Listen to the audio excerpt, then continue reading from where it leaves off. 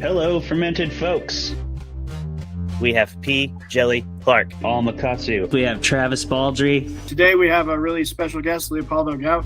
Are you reeling it in and defending Clown? I am. Earth doesn't even exist in Battlestar Galactica. This show gives me heartburn. I was like, I loves it, I hates it. It's called All Fluff. Oh!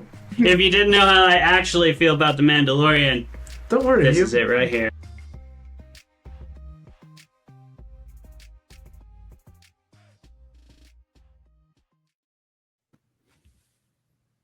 Hello, fermented folks, and welcome to another episode of Fermented Fiction, the show where we drink together and debate the best in the genre fiction realm through the lens of books, film, shows, movies, everything, every other way you want to define those mediums of expression in the artistic world. All speculative, all a little bit tipsy. Let's do this. We're going to have a good time. And today we are here for the Fermented Fiction Christmas special. Invitational tournament, invitational debate tournament. Already off to a great start here. And so what we're going to do today is we have all brought a Christmas special that we believe is superior to any other Christmas special out there. And we've brought in our friend Zeb Boos, who is the head of Meathead Media, who creates a ton of content for us throughout the week and throughout the years, and is also an ardent listener of the show. Zeb, we love you, brother. Thanks for coming on the show. My pleasure. Thank you so much for having me. Hell yeah. Couldn't be more stoked, man. Zeb has also done an episode with us. He did Interstellar last season, so you can go check that out too if you want to get a little more into Zeb's brilliant, meaty mind there. So before we do that, let's get into some fucking Christmas, because 'tis the season, y'all. And this is our contribution. This is our gift to you. We hope you open it, and it's not like one of those Office white elephant gift situations where you open this and you're like, oh, well, I didn't want that. We hope it's a Michael Scott one where you open it and it's an iPod. Yeah, I hope you get the iPod that everybody steals from you because it's way above the value you expected. I hope that's what this Christmas special does for you. And if it isn't, we did not save the receipt, so fuck you. Merry Christmas. Here you go, motherfuckers. Before we start, too, I want to say a quick word from our sponsor, Sub-Zero Rare Exports. Sub-Zero delivers the highest quality in occult ancient artifacts and Yuletide gifts. Treasures for you, your friends, and your enemies alike. Sub-Zero. Put something truly magical beneath the tree this Christmas. Now that we're out of that, let's get into our little round table that we usually do. We usually do our personal updates, whatever's going on in our lives at the time. But, you know, it's a special time of year. So this time, we're going to all go around the table, and we're going to talk about what we're looking forward to most this holiday season. And we'll start with you, Zeb, because you are our honored guest. Oh, thank you. Thank you. Again, truly honored. What I am most looking forward to this Christmas season is getting back out to Montana. I'm leaving next week, Tuesday. I'm going to be there for a week. If I get the chance, I'm going to bump in, see a bunch of other friends. Might see my in-laws. I don't know. I got other people to see. My wife can see. And my little brother also turned 21 a week ago, so he's going to be in hell yeah. Well, and I will be taking him. Travis, I don't know if you know about this. You go to the Mo Club and you get a grease shot on your 21st. Hey, I might just be asking the wife if I can take some time and come down to Missoula to celebrate with old Zeke. Oh, yeah. I'll hit you with the details. All right. I'll have my people connect with your people. Thank you. Yeah. Oh, good. You have my business card. What is a grease shot? So you go to this really divey bar called the Missoula Club in Missoula, Montana, believe it or not. Perfect. When you're 21 and the bouncer reads your ID, he takes you to the back, and the guy working the grill station does like a big scrape along the blacktop. Jesus. And when the plastic cup catches the remnants, and then they put about an inch of Jameson on top of it, and then they make you take it outside because it makes everybody puke. Yeah. But it's a to turning 21. I mean, you have to. It's a I have an outstanding warrant for that. That's a move.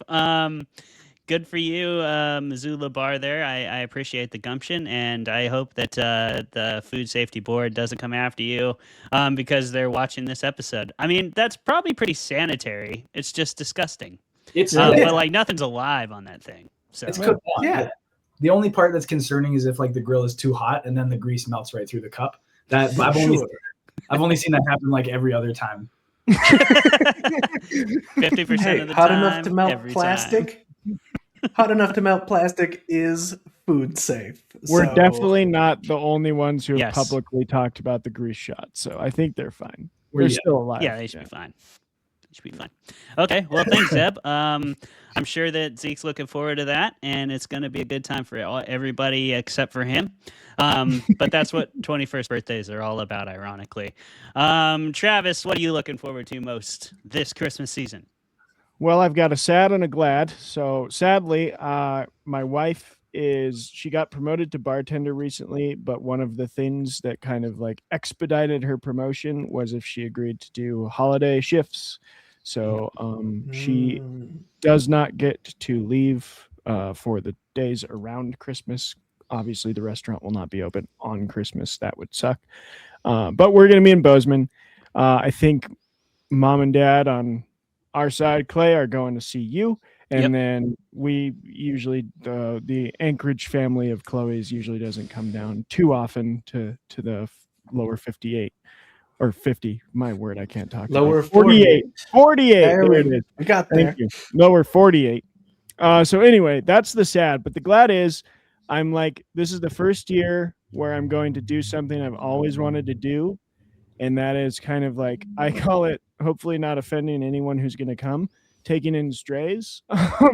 I've always wanted to be the open door household. And Chloe is, luckily I married a woman who's with me on that. So we've Nice. just been going around to everybody we know and being like, hey, you have anywhere to go for Christmas? And 5 people have said no, actually. So we're going to Nice. make a big ham dinner and have everyone around a tiny little Charlie Brown Christmas tree. And that'll be great. Beautiful. That's great. Yeah. Yeah. I Who's love that cooking? idea. I would never do it because I'm not nice enough, but I applaud people who do. And I hope you have a great time. It sounds like you will. How about you, Colin? So the only reason to have kids really is that you get to show them everything you love and have an excuse to do it all over again. So my Okay. son is going to be 5.5 months old on Christmas, almost 6 months old. And yeah, he's not going to remember any of that. But that doesn't mean that every relative isn't going to get him all kinds of gifts that we're going to open. And of course, he's going to love the boxes that those come in more than anything else, which is why you should never buy anything super expensive for kids. Maybe And buy an expensive box. it's going to be rocking. I've already seen TikToks about how to like take the box, take Christmas lights and poke holes in the box and put them in there. And they're just, like basically having an acid trip when you just pop them in there. So Hell super yes. excited to do all those things. Stuff that I already love. Have that up on the screen. Put him in a box with lights in it. He'll go nuts. Hell He'll yeah. take a nap, and probably everyone else is going to take a nap after eating. Who knows? Sky's the limit. It's going to be great. It's in the box. What's in the box? yeah. I hope that quote and the relevance of it to your Christmas experience ends right there, Colin. Wonderful plan. I love to see you dadding out real hard and getting stoked to introduce your boy to the magic of the holidays. That's a beautiful thing. So congrats to you again, my friend. Jeremy, what about you, buddy? The holidays. Well, I'm looking forward to it. The classic 2 Christmases. One with my in-laws who have traditions and know exactly what they're doing every Christmas, and then one with my family doing whatever the hell's going on this year for us. We don't know. You We never do. won't. Chaos. But yeah. Look, we all know whose side of the family is like the weirder ones. Yes. It's your boy, yeah. But hopefully it'll be a chance to get everyone together for the family D&D game, and yeah, it'll be sick. Nice. Who has to DM that D&D game? Is that you? Well, it is my turn, but John is very excited about his campaign, so he asked to do it twice in a row. So Nice. Hey, there you go. sign me up for that all day, every day. That sounds like a really fun tradition. So I'm looking forward to it. Do you have your class and everything already picked out? Do you guys Christmas theme that shit, or what's up? We haven't before, but like, we're gonna be in town. Maybe this will be a Christmas special. Who knows? Hey. You know? It's up to John, I guess. At the end of the day. Yep. It'll be great. Tell him to look into Honey Heist because Yeah. that would be a great Christmas special. Honey Oh, Heist yeah. is a blast. As long as He would- Jeremy he would is for the sure bard, do it. that's all I'm asking. Okay, so I was going to be for this campaign of my brothers.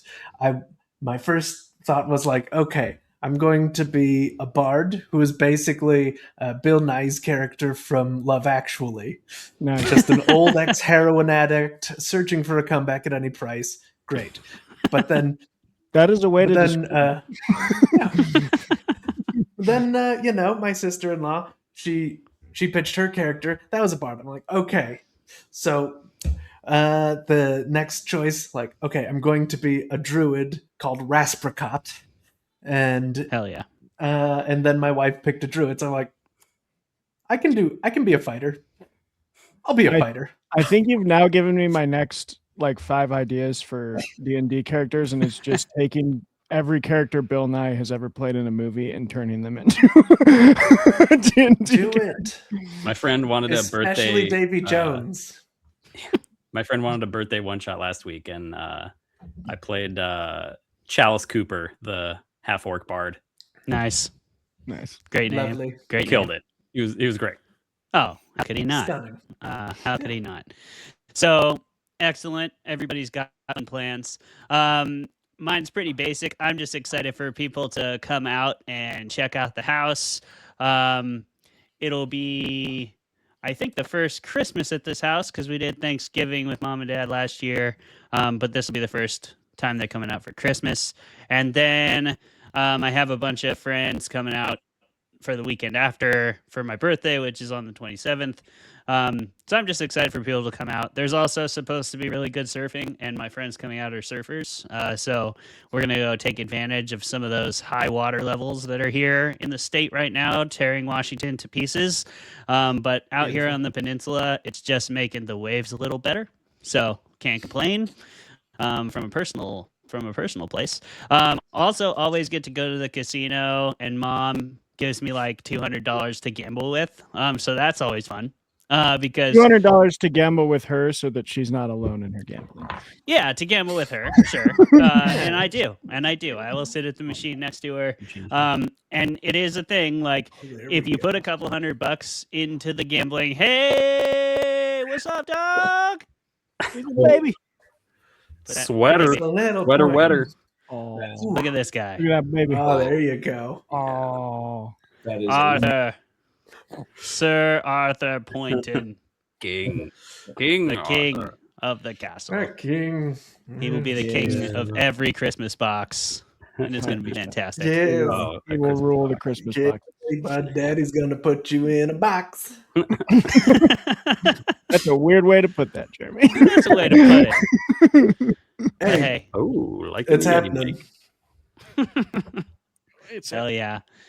Well, Merry Christmas, Happy Holidays, and everything else, everybody. I hope you enjoy this episode because it's different. We're trying something new. It's going to be a fun time, and we're going to start that off by rolling for tournament seating. So this is going to be a 4-person bracket. We're all going to roll our D20s as we are wont to do, and whoever rolls highest will be seated first on down, and then we'll go from there with the tournament. So everybody go ahead and roll. Here we go. We're gonna roll, buddy. Ooh. Do it, Arthur. It's all on you. Oh, darn it. Give him back. Oh boy. Bad luck. like How bad? How bad a luck? magic Ooh. number. Very, Okay.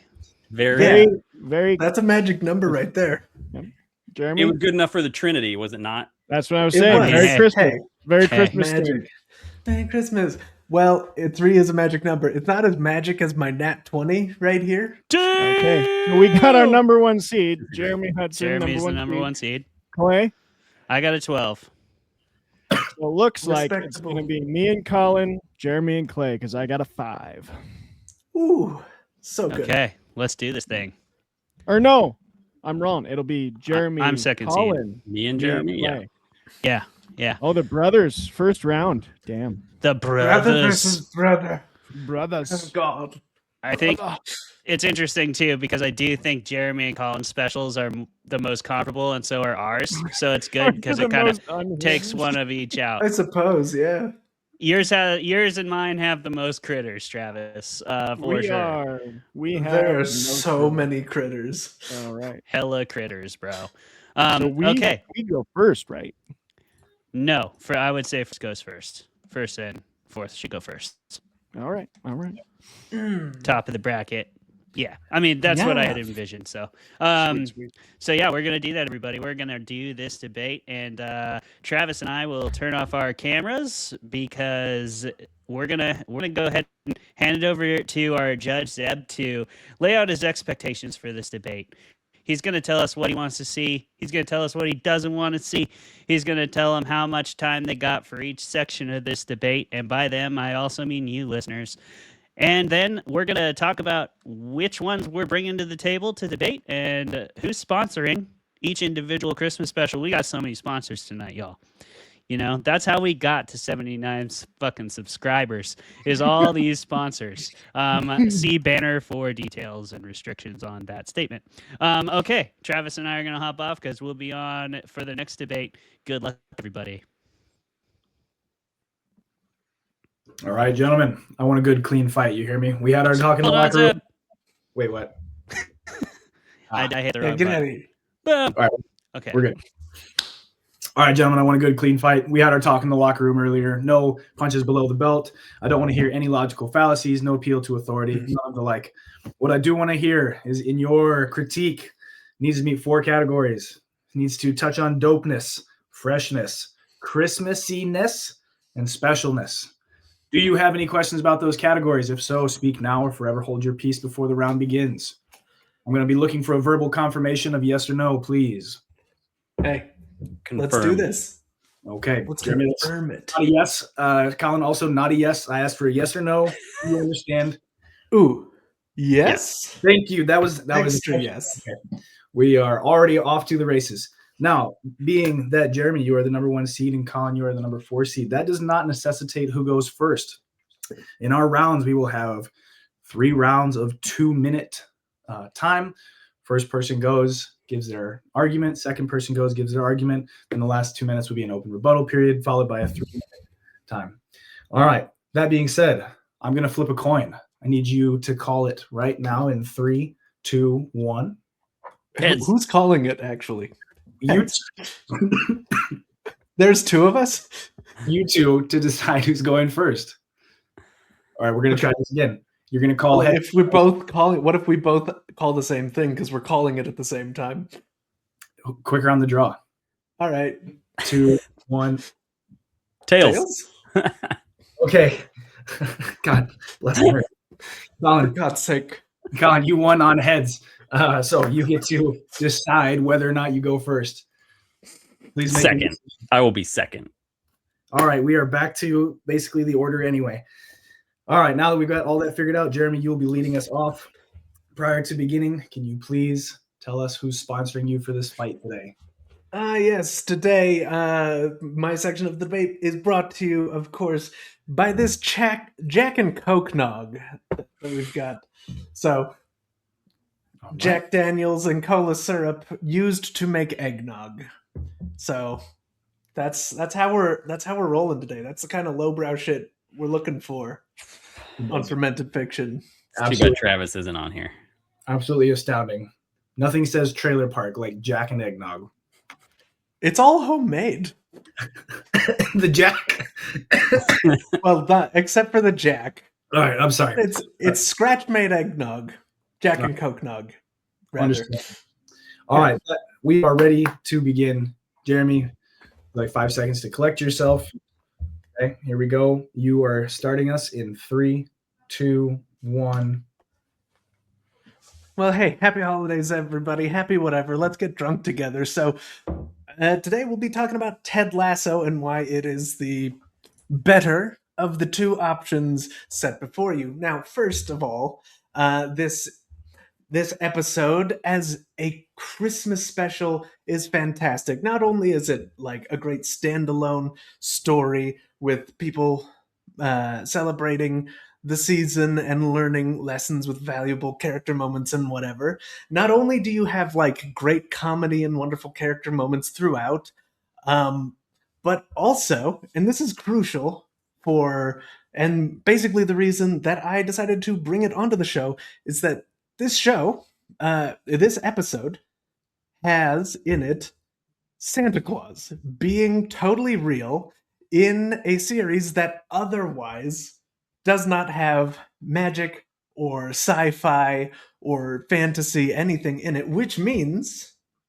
if we can all agree, that magic is real in that universe, and therefore we should be able to talk about the show on this show. And I'm doing this for you, the people, all of you people. Now, of course, everybody knows that A Muppet Christmas Carol is a classic. Why? Because A Christmas Carol is a classic, and they're doing it again. Like, to me, you do not get points for just taking a wonderful literary classic that basically invented our modern understanding of the Christmas spirit and being like, well, what if it was also Muppet and Michael Caine? I mean, that's great. That's wonderful, but that doesn't... Jeremy, wonderfully done. Thank you. Colin, it is now your turn and your 2 minutes. First, who's sponsoring you for this fight today? Samuel Smith, Winter Welcome, Winter Ale, brewed at Yorkshire's oldest brewery. If you've never had a Samuel Smith ale from them, I highly recommend them. But the winter is especially Christmassy. Christmasness, 10 out of 10. Already trying to earn points on the scale. All right, nicely done. You are going to begin your time in 3, 2, 1.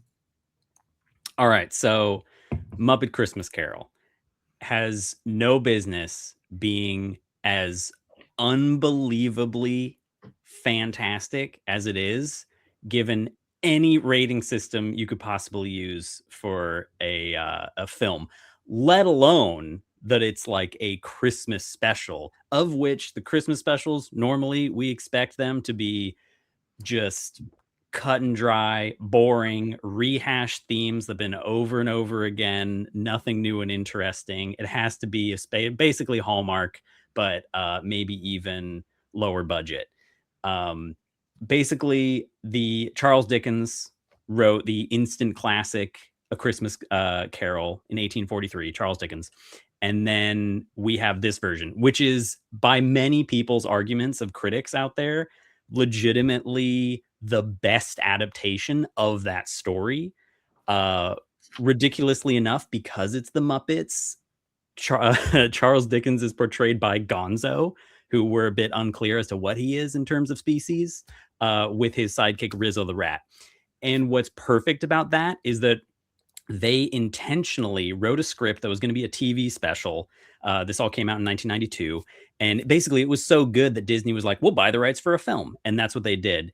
And a couple people they had in line for it ended up going with Sir Michael Caine. I have his direct quote from what he did for it. He said, I'm going to play this movie like I'm working with the Royal Shakespeare Company. I will never wink. I will never do anything Muppety. I am going to play Scrooge as if it was an utterly dramatic role and there are no puppets around me.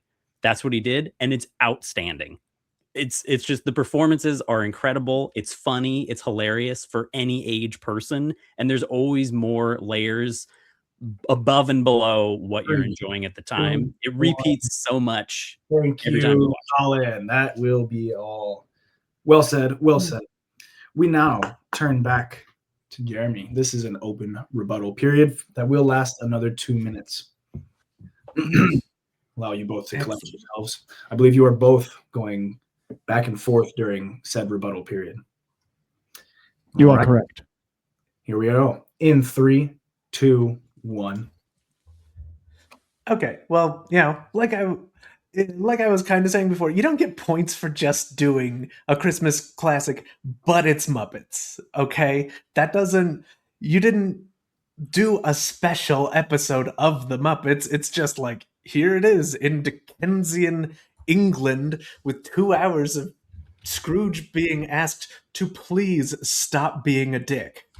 I mean, sure, he does by the end, but that's not, to me, especially since this work of fiction was created before our modern understanding of Christmas and Santa and whatever. I don't know that it is as Christmassy. And also, Gonzo has been confirmed to be an alien, so there's that. We know what he is, and yeah.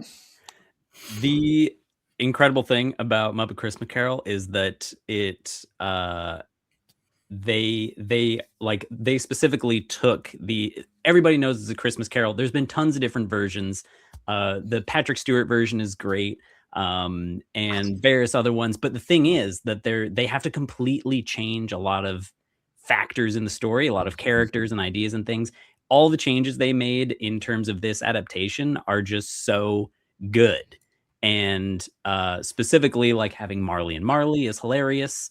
And also they decided they were going to use Muppets for the ghosts of, Christmas past and present and future. They ended up going with their own new characters, like keeping some essence of the story. And those are in many ways more true to what Charles Dickens wrote in terms of their representations in the film versus coming from the story. So it's like a love letter to Dickens.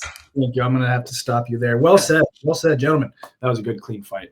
I believe several powerful arguments were made. It is at this point that we are going to bring back the jury, correct, for a 3-minute discussion. Yes, the jury is back. At least I think one of us is. There he is. All right. At this point, I think we should have our debaters please step off the stage. I agree.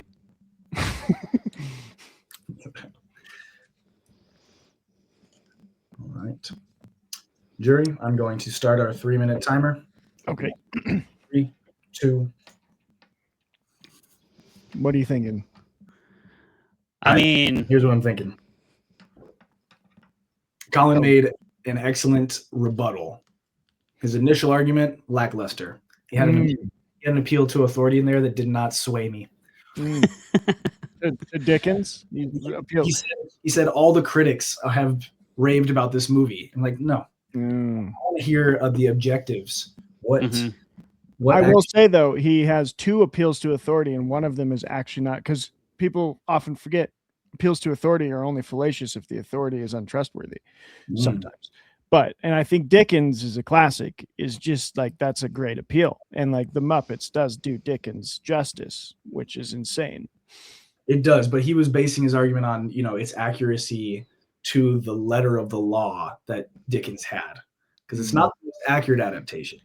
That's fair. It's a good argument since we're talking about Christmas movies. But excuse me, I think Jeremy did a good job talking about Ted Lasso and how canonically Ted Lasso is in Santa Claus is in the Ted Lasso universe. But I didn't do a whole lot of points towards the dopeness or the freshness. Agreed. It was mostly Christmassy and special. Yeah. Sure. You do got to balance it out in a categorical fashion. I also do like Colin's focus on the Michael Caine aspects of the Muppet Christmas, because it truly is something to behold. How utterly, unflinchingly Michael Caine chose to portray that role. I think, too, he didn't have to try a Michael Caine impression. He tried. He didn't. He went for it. Was it good? It wasn't he fresh, but it was dope. It definitely was not fresh. It was a little more special. Mhm. I agree. I think it added some to both of those elements. Jeremy also he went a little bit with the ad hominem. He went a little bit on the attack of his opponent, which to me, says a little bit more about that you need to dismantle your opponent rather than prop up your own argument. So I thought that was relatively undope as well. But I don't know what you guys thought. I would agree. Well said. Well, we have 30 seconds to deliver our verdict. Travis, I'm arbitrarily making you the lead foreperson. Oh, okay. Please, please confer with Clay and then give me your answer. Okay, I will. If you could, yep, Clay. Yeah, I think we're maybe both in agreement here. Is it Colin? I think it's got to be Muppets. It's Colin. Yeah, Muppets. Perfect. All right, we are in agreement, and that is 3, 2, 1, and let's get everybody back together. All right. Gentlemen, after much deliberation, all 3 minutes of said deliberation, the jury has come to agreement. And you can fight this out of court and fight it with an appeal, but that will not take place today. I also recommend you seek your own lawyers. In the case of Ted Lasso v. Muppets Christmas Carol, Muppets Christmas Carol will walk away successful in this first round. Well done, gentlemen. Well done. There we go. Is this because of the Jack and Coke nog? No. Not Jeremy. If there was any personal sway to the jury, it would definitely be your several comments about Tolkien. I made no comment. You can read back the transcript. Sorry, I didn't about mention Lord of Tolkien the even Rings, one about time. Tolkien's work. Okay. It's true. But I probably just lost myself a jury vote. Definitely. You should not be the floor person in the future. Not unbiased anymore. such as it is in a kangaroo court, baby. Absolutely. I genuinely believe Colin's argument was very good. I agree. Okay. That takes us to the brothers, Clay and Travis. Hell yeah. We will repeat this exact same protocol. First, I want to welcome you. We'll wait. Colin and Jeremy, if you could step off stage, please. Get with the program, you guys. Jeez. Thank you. Well done, gentlemen. All right. We are going to start off with first, thank you for being here. I want to have a nice, good, clean fight. No logical fallacies, no below the belts. Starting off, Travis, since you are the low seed, I'm going to have you call it for the coin flip. In All 3, right. 2. Heads. Sorry. Clay, it is your choice whether or not to attack first. I'll go first. Okay. Clay will be going first. And now that we have that settled, gentlemen, Clay, we'll start with you. Please tell us who's sponsoring you today. Yeah, so today, this argument for Woodland Critter Christmas, the South Park Christmas special, being the best Christmas special of all fucking time, is brought to you by Echoes, a craft community brewery. This is their winter ale called the Two Brothers, which is named after a pair of mountains out here on the Olympic Peninsula where I call home. This brewery is in Polesbo, which is in the Upper Sound. It's around the Bremerton area, if you happen to know where that is. But Polesbo is a lovely place. It's a great brewery. I really like Echoes. I've had lots of their beer, and I'm honored that they chose to sponsor me today by being the beer that I picked out of the fridge at my local gas station. Wonderful. Thank you so much. And with that, we will give you a second to compose yourself. Go ahead and take a sip. You are beginning your first 2-minute attack or defense, whichever way you decide to go. In 3, 2. All right. So first of all, it's an impressive feat to create creatures for a Christmas special that later become canonically known as the most evil and dangerous creatures in all of the South Park universe. This is a South Park universe that regularly employs Satan, that has Saddam Hussein, that has Donald Trump, that has all the most evil creatures like Man, Bear, Pig that you could possibly imagine. The Woodland Critter Christmas creatures are the most evil. And that is proven in Imagination Land Volume 3. Now, This has an all-star cast. Who can forget Chickadee the chickadee, Rabbity the rabbit, Barry the bear, Deary the deer?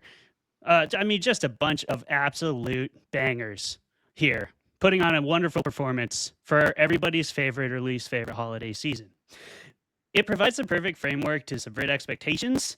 As is requisite to a Christmas special, you have to lean into the Christmasness. You have to lean into the specialness. And often that requires you to break form, but not in Woodland Critter Christmas, because the entire story is framed as if it's really happening, but we are revealed at the end that it is actually a Cartman Christmas story that he brought to class, which then sort of subverts all our expectations, takes us out of the world we thought we were in, and shows us that we've been in South Park's world all along, as Trey Parker and Matt Stone have definitely and cleverly done throughout their entire show run of many seasons. This special has heart, it has tragedy, it has surprise and comedy, all combined with South Park's trademark political satire. From a commentary on the efficacy and applicability of abortion as a counter defense against generational evil, to the wonderful Christmas songs, which are all originals, by the way, and the eco-social political commentary on the importance of a balanced food chain and good parenting. I have nothing else I need to say. Wow. Down to the wire. Well done, Clay. Thank you so much for that. Well said. Travis, we are ready to, excuse me, have you do your thing, sir. But first, I'm going to need to know who's sponsoring your fight today. Travis from Holmes Corner would like to tell you that this fight is brought to you by Big Sky Brewing's Huck It. If you have nothing left to live for, Huck It. Huckleberry Blonde Ale. Oh, wonderful. And Travis, which movie or film or show are you giving us today? The Star Wars Holiday Special. Sensational. All right. And with that, 1977, because there's a new one with Lego people, but we're not talking about that. With that, I'm going to have you start your review in 3, 2.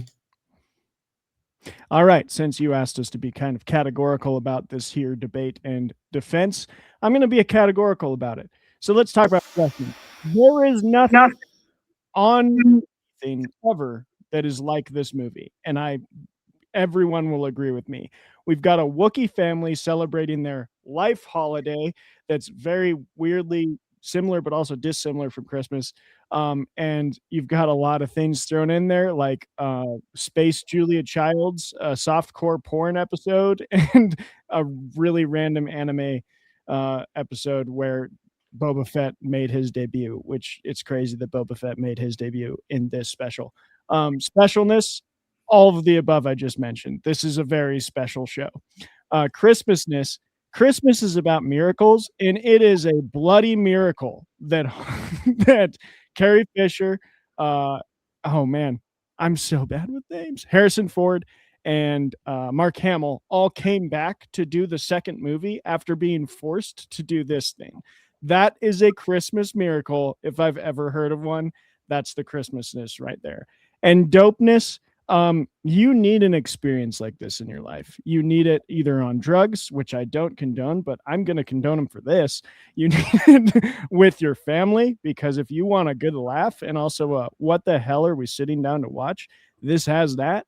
And you need it just to see that for some reason this really obscure Christmas special predicted brain rot content as well as iPad kids, because that's what this is. It's just a Wookiee iPad kid watching a bunch of different snippets of shorts that are all Star Wars adjacent. And if you haven't seen it, please, it's dope in a way that you're not really going to understand how to articulate into words. But yeah, that's Christmasness, dopeness, freshness, and specialness right there. Perfect. Well done, Travis. Thank you for wrapping that up on time. Okay. Clay, it is your turn for rebuttal. This is our open rebuttal period. I will begin the 2-minute timer. Travis, are you ready? I'm ready. Sensational. In 3, 2. All right. I do agree that this Christmas special is special. I agree that it gives us a gift. That gift is that this is a fucking one-off situation. It might be an experience anyone should experience, but that's only so they know to avoid anything remotely like it in the future. I think it's widely regarded as among the worst things Star Wars has ever done, and that is saying something in the modern Star Wars landscape. We have the prequels, we have the new 3 Star Wars movies, we have The Mandalorian. I don't think I need to say a whole lot more about that. Whereas Woodland Critter Christmas, as I said, good enough to warrant multiple more appearances from Chickadee, the Chickadee, Squirrely the Squirrel, and the rest of his all-star cast in multiple South Park episodes, and they become beloved characters in the whole series, rather than being canceled. I think it's hard to argue that there's Christmasness to a episode, which, yeah, maybe there's some subtle like political jabs in there from South Park, obviously, because that's their genius writers, never going to deny that.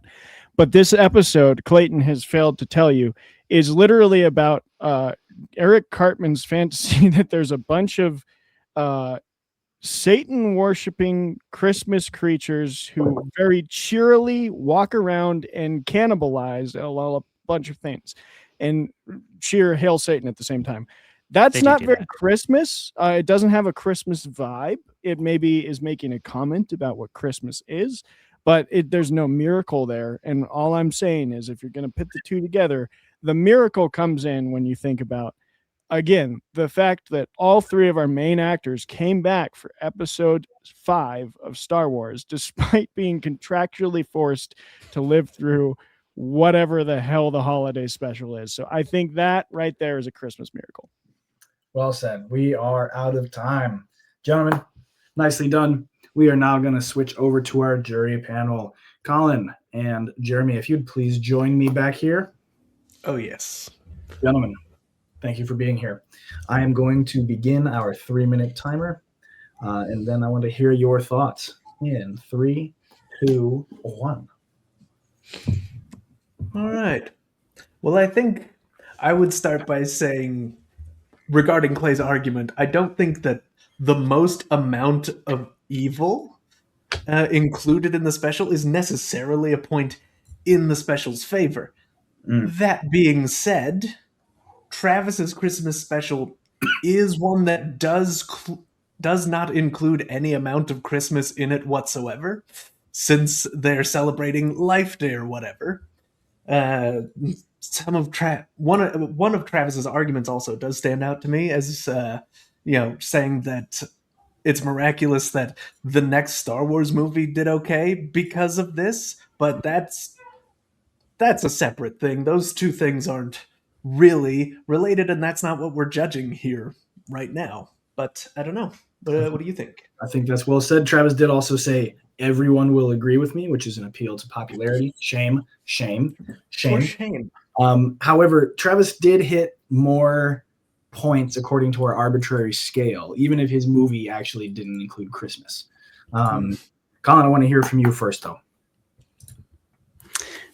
I think that there's sort of a I think the Travis made a good argument in terms of the critters like having less, Christmasness ranking reduced, because it is like sort of a critique of Christmas, but it's not like it's about, Santa Claus and stuff like that. So, I mean, if you've seen the episode, it's about Christmas, but it's not like it's I think that's a fair point that it actually maybe has less Christmasness rating than even the Star Wars special, which even though it's not Christmas, like it is, clearly and obviously family coming together, relatives, clearly a alien version of Christmas in a new setting and environment that has the same sort of attributes that we're used to. All right. We have 45 seconds to produce a final result. I'll let you two discuss first, and then I'll give my opinion. So let's see. I think it bears mentioning that like when it comes to dopeness and freshness, I think the Star Wars special is lacking. It is 0% dope, and it's fresh as a cake of uranium.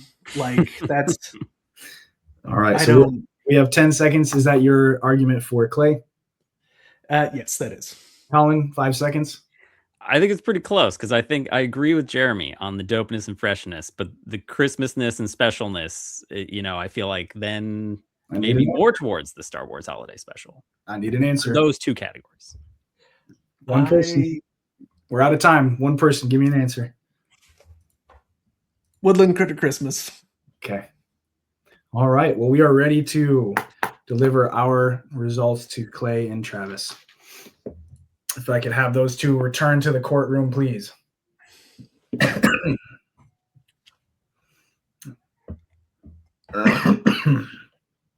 All right. Gentlemen, you both made compelling cases. You both really laid it out there, laid it bare, and I want to commend you both. That being said, our jury has decided that Clay, you have won that debate. Rigged. Hail Satan. No Rigged. such thing. Travis, part of your go. argument was that your special was so bad it almost ruined Star Wars. Yeah. Travis, you're in Christmas contempt of court for that outburst against. We the- literally got to see the jury debate, so this is all in contempt of court.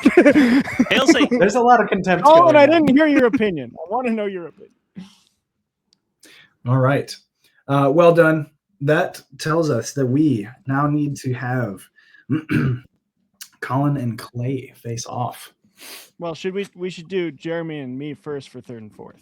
Oh, for the Correct. okay. Sure. Yeah. Yeah, we Do can we do want that. to take a break? Take a break before the championship rounds? Yeah, let's take a break after the consolation championship rounds, and then the real championship can happen. We'll do our finals. We'll Hail do our Satan. finals. The real Let's go. champions. I will really hate that you Yeah, keep saying third that on the place. Christmas episode. That's fair, but it is Woodland Critter Christmas up in this bitch at this point. Yeah, no condoning of that from me. The opinions expressed on this program do not necessarily reflect the views or beliefs of anybody else on the show. There you go. Hail I Satan. like that. Yeah. Thank you You did so it. much for saying so. I got you, dog. All All right. right, I'm in gonna that go away case- then because Yes, I please. guess me and Colin are the jury again. That Yes. is correct. We have you both step out. And now This that is we're how on our, This is how it always needed to be. It was gonna be, right? okay, allow me to write down my categories so I can arbitrarily give you checklists on whether or not you hit stuff. And we are almost ready. Jeremy, since you have been waiting the longest, you will get the call heads or tails in 3, 2, Tails. tails. All right. Travis, you get to decide whether you're going first or not. I'll go Choose second. wisely. You say second? Yeah. Okay. Jeremy, you are going first then. I'm going to use this time to also recognize my sponsor, Frederick's Spearmint and Lavender Tea. Please stay sick so that all of you can drink tea. Thanks to you. Yeah. Okay. 'Tis the season. All right. Jeremy, are you ready, good sir? Oh, I'm so ready. Fantastic. That's what I like to hear. And you are going in 3, 2, 1.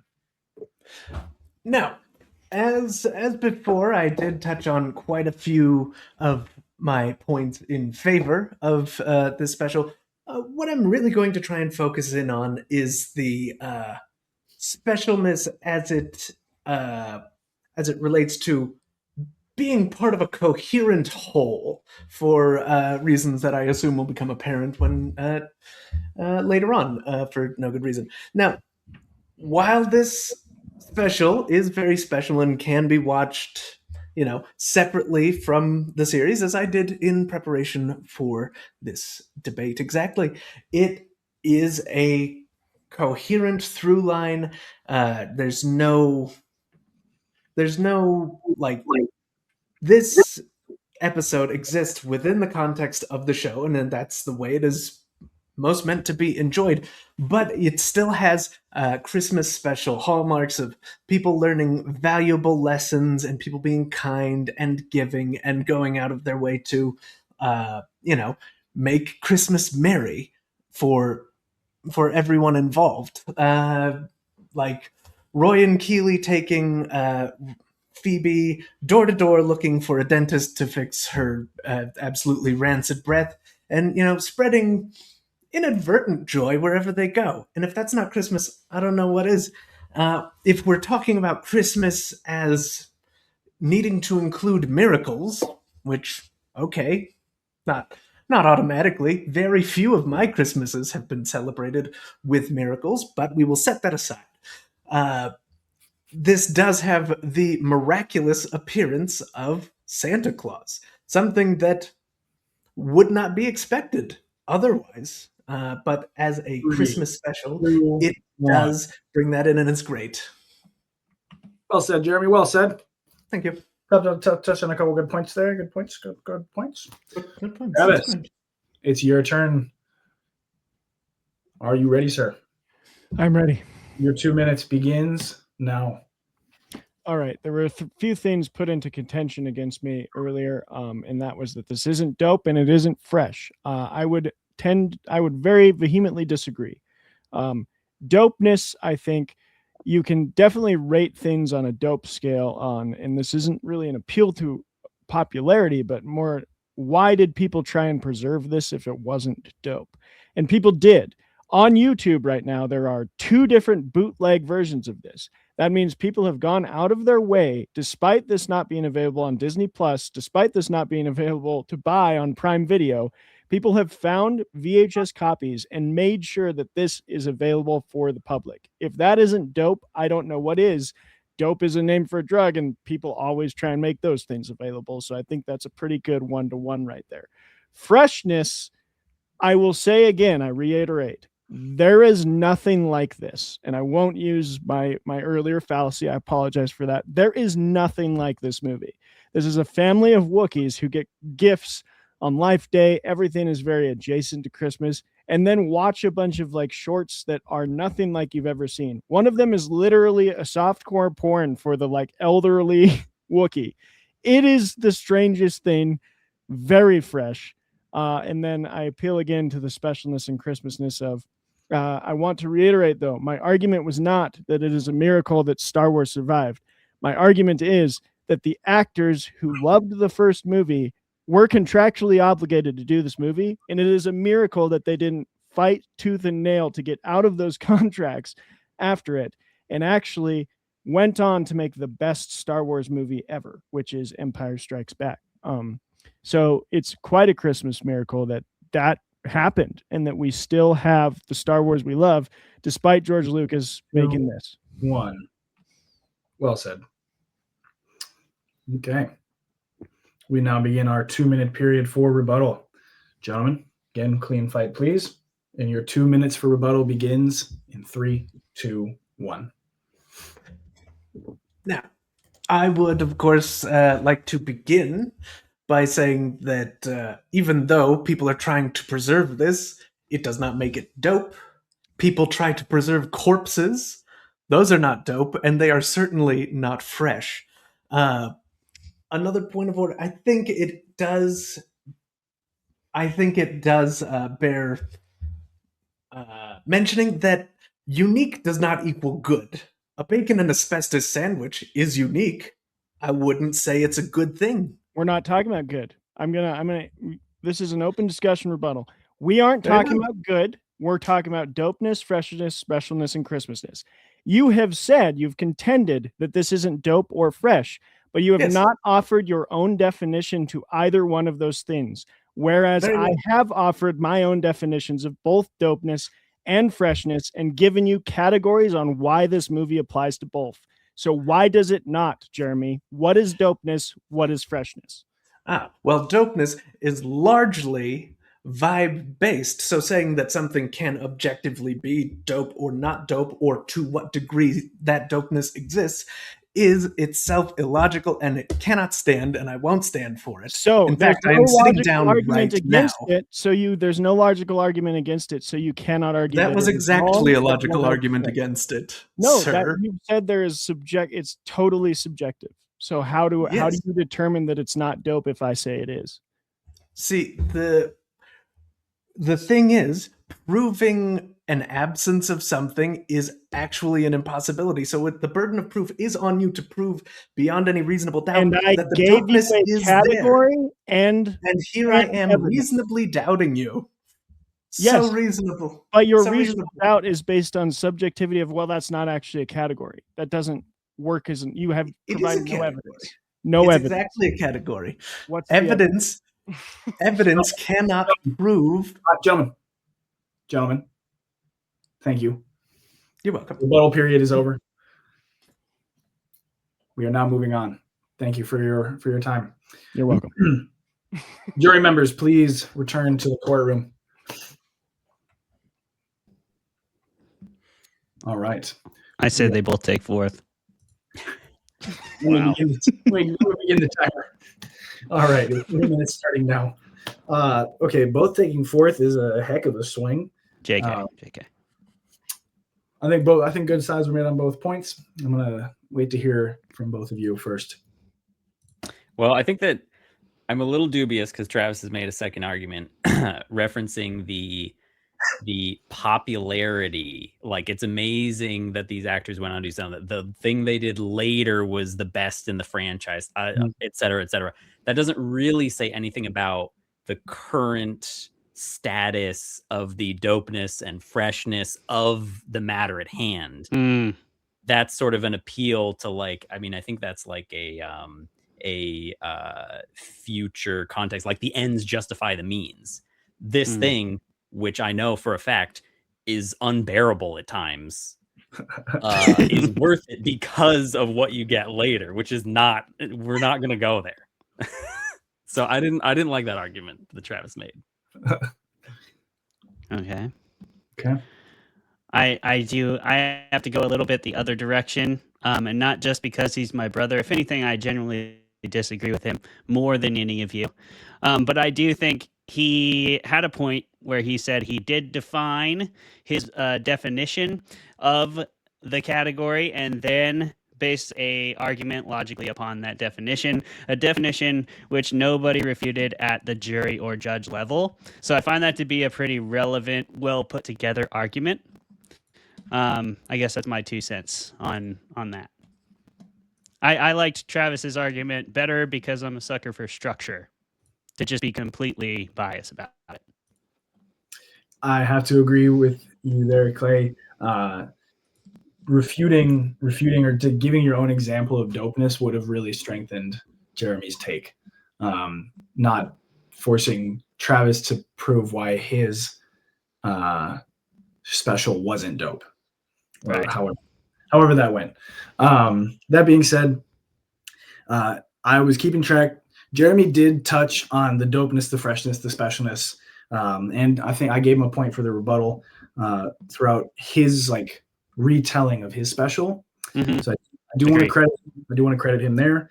Travis also did go through list-wise through each of the categories. So I think our choice in the last 25 seconds here is going to come down to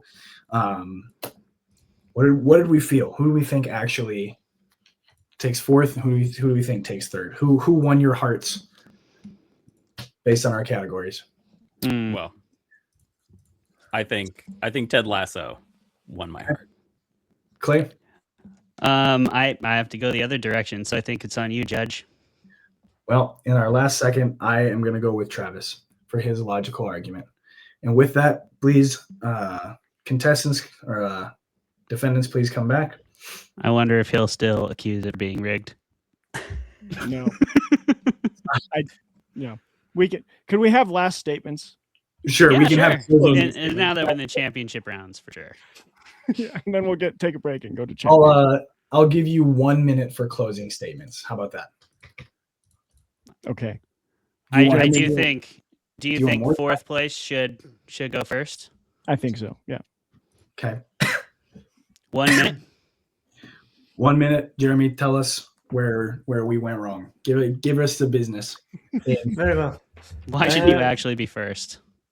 Ladies and gentlemen, I think a grave miscarriage of justice has befallen us here today.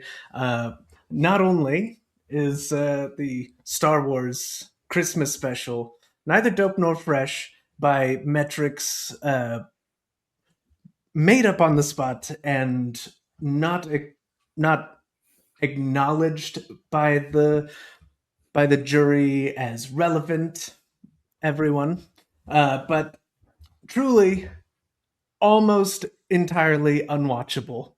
It could only be less watchable if it were filled with actual bees that just infested your entire area while you watched it.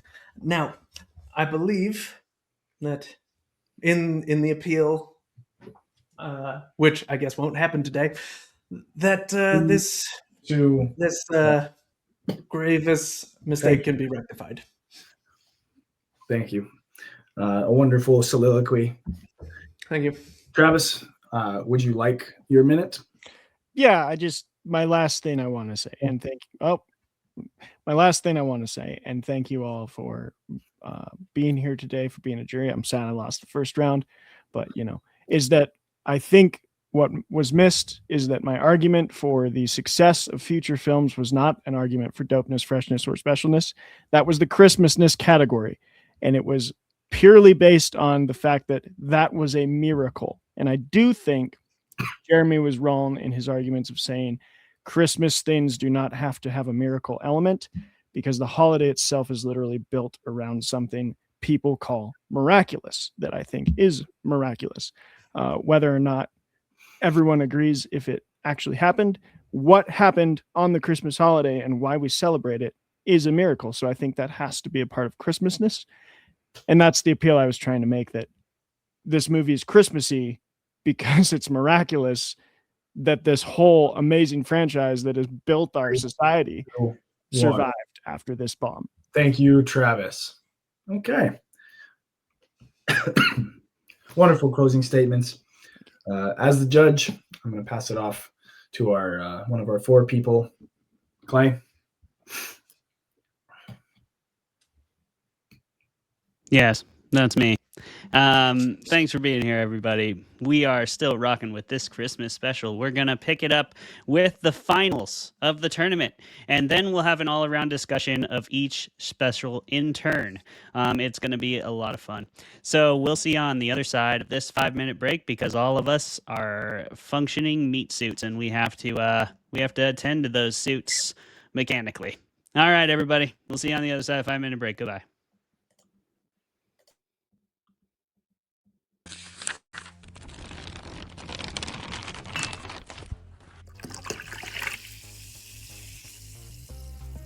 Hello, Fermented folks. Welcome to another episode of Fermented Fiction, the first of our new season, and I believe it's season 4. The show where we drink beer and argue with each other and bring on really awesome creative guests. If you'll permit me to go a little bit outside the box. Once upon a time, apparently, people used to sniff mummy remains, powdered mummy remains, like cocaine. So I think 3 lines of powdered mummy remains, if you can get to that as well. Yeah, that'll get you right to really enjoy the movie, Dave told us all about making a mead, and I talk shit about Tom Bombadil, as I am wont to do whenever people bring up Lord of the Rings. You would. You should. And then that's everybody exactly what he freaking made. chill about Tom Bombadil, or I'll get unreasonably upset. So, in your assessment, what did you think of the everyone kind of paired off, or at least a number of people did, romantically? How did you feel about that? Did that seem really forced and dumb to you, or? Tom Bombadil is a merry old fellow with his bright blue jacket and his boots are yellow. Right? His are yellow. Right. Imagine discovering mummy remains and oh my god, these ancient figures. Dude, what if we crushed this and snorted it, yo? I bet we'd get fucked up. Let's talk for a moment about the fucking all-star cast in this movie. We have Ewan McGregor, slaughtering it the entire time. Main character energy, top to bottom. You can't argue with it. Women want him, men want him, everybody wants Ewan McGregor. Okay? If you don't agree with that, you're lying to yourself. Apparently she had a backstory, but they cut it because she's like very like hard-nosed at the beginning. And then like, I will say another pro of this movie is like their chemistry is hot. And like, I feel like if they didn't have that chemistry, I would have been like, ugh. Because she says at one point, she's like, oh, it's the apocalypse. What are we going to do? Like, fuck. And he's like, and then later when they like are like kissing, if they didn't have chemistry and if it was like two lesser actors, I think it would have been like an eye roll, like felt cheesy, but like you feel their bond. The Langoliers themselves were originally going to be portrayed by puppets. And I think maybe they should have. Maybe they should have. Dude, that's amazing. There's no maybe about that. And I wish that I could say that there was something greater happening here than the war diary of a broken man living as sort of this White Tower academic with all of his friends sitting inside the Eagle and Child drinking beer and pretending like, you know, Magic Lion Jesus isn't really silly. Because, I mean, it is. If we can just all be very honest with each other. The Lord's work out there. Good job. I like to think that I am. Most people aren't big enough, but I am. I'm willing to step up, you know? Yeah. Dedicate that time. settle You're willing twice. to willing to dedicate that time. The time, the money, all of it. That was so painful. It's one of those painful things Oh, that I've was done in my so life. good. That was so good. We've never been so savagely attacked by any author on their show. It's incredible.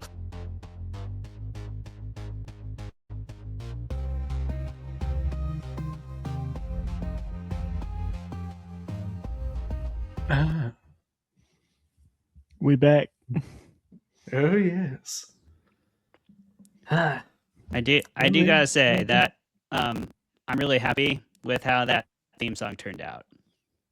Yes. That thing gets me bopping a little bit. I'm pretty stoked. Also, I have to add one more thing for our special guest here. This picture that many of you have probably seen for quite some time in the background of my video actually came from Zeb, and it's from his family runs an amazing organization. Maybe you can pitch it a little bit where they go to. Zeb, where do you all go in Africa and serve? We go to Tanzania, East Africa. Our mission over there, we have a 501c3 nonprofit called Zeru Zeru.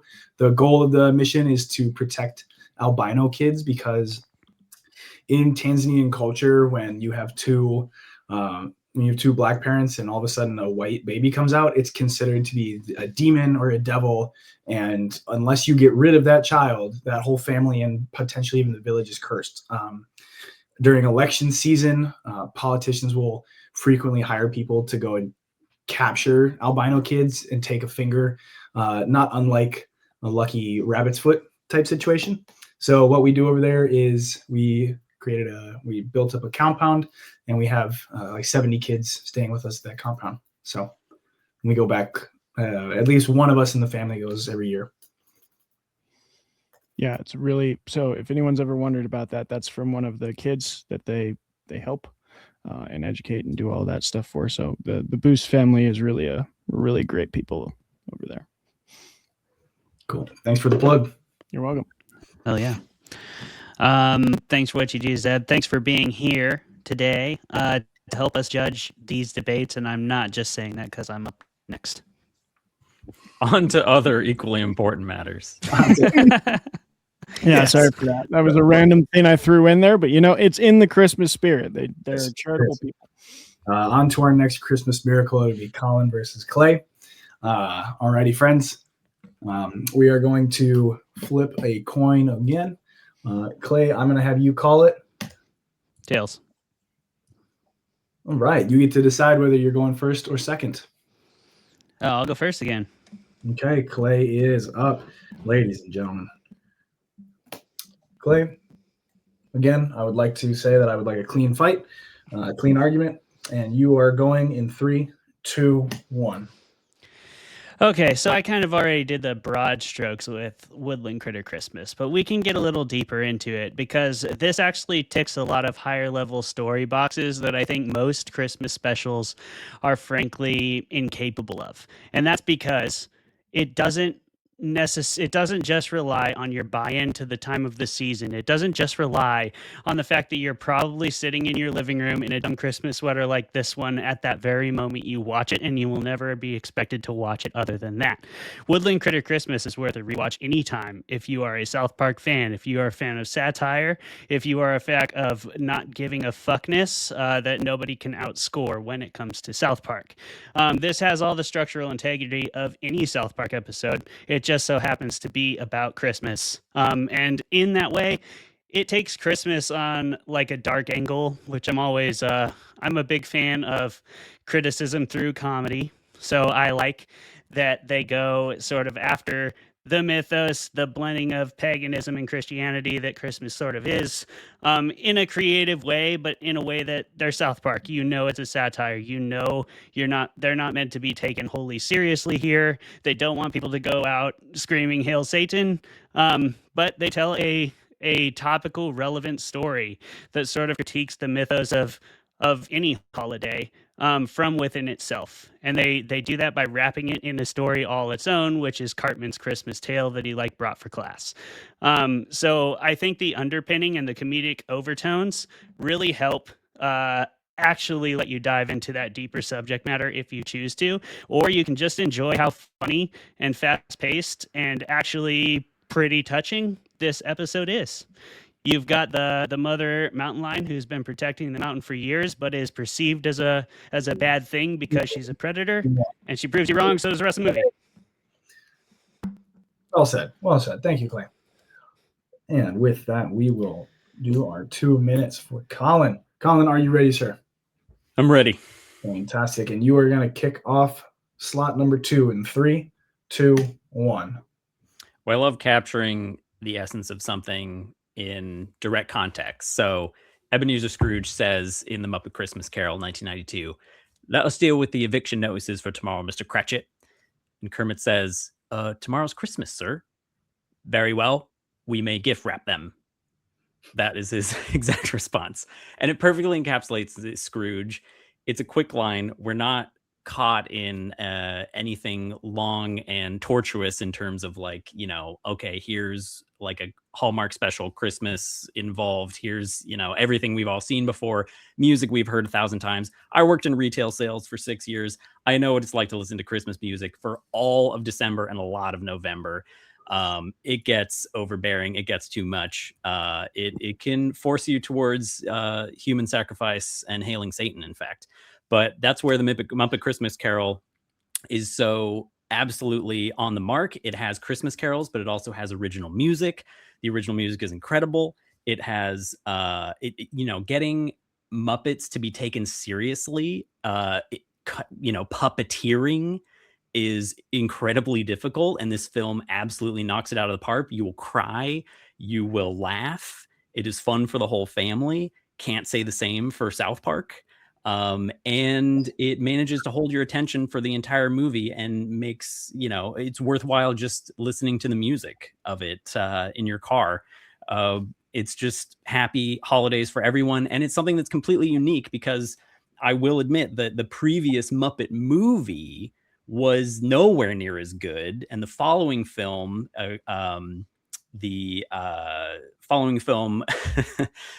which was the pirate themed one, was also spectacular. But the important thing that this was a watershed moment that absolutely crushed it and still does today. Thank you, Colin. Thank you. All right, gentlemen. Now we begin our third round, our rebuttal period. Clay, since you started, you get to start this rebuttal, and that starts right now. Yeah, the fact that you can't remember that it's Muppets Go to Treasure Island is mildly concerning, as deeply as you purport to be a Muppets fan, but that's a little bit beside the point here. This is also a little bit of a misnomer, because I don't know that this is technically a Christmas special. You're kind of arguing that it's a standalone film. Is that the argument that I understood there? Not that that affects its Christmassy score or its freshness score, its dopeness score. It certainly doesn't. This movie has those things. What it doesn't have is heart. Okay? Not to the level that South Park does. South Park is about opening up dialogues to people who would otherwise be unable to talk to each other. I think it's been doing that to me since I was a young kid. I think it is purposefully animated to be aimed at the minds of the young and rebellious, who are the people we want thinking. And I think South Park is doing that even in its Christmas episode, which is something very few things, including the Muppets, can say. I think that I am not a Muppet fan. I don't like the Muppet TV show massively. It has entertaining episodes and they had some great movies, but I don't own the DVD box set that my friend Trip does. Some of those episodes, I have no idea what they're talking about. The jokes are not really relevant to me, but it doesn't matter because Muppet Christmas Carol is so good. You don't have to like Muppets, and it is a fantastic Christmas movie and just movie overall. But the other important thing that sets it apart is that it is such an incredible movie. And meanwhile, South Park has had at least 10 different Christmas episodes. That's true. I didn't choose those. You know, I chose Woodland Critter Christmas because it's the best Christmas special of all fucking time. All right, gentlemen. A very interesting rebuttal with some unique details that have come to light. I'll ask the jury to please step in and have you, our two competitors, step out. Jury, I think we have some very important points to talk about here. I'm going to get the 3 minute timer started. Okay, so did Clay just say that the Muppets Christmas Carol doesn't have a heart? I think he argued that was South Park has more heart. Okay, all right, that's a take. That is a take. That is then for Colin to not like the movie he's arguing about, I guess we can't. No, I think he said he he likes the movie. He just doesn't like it.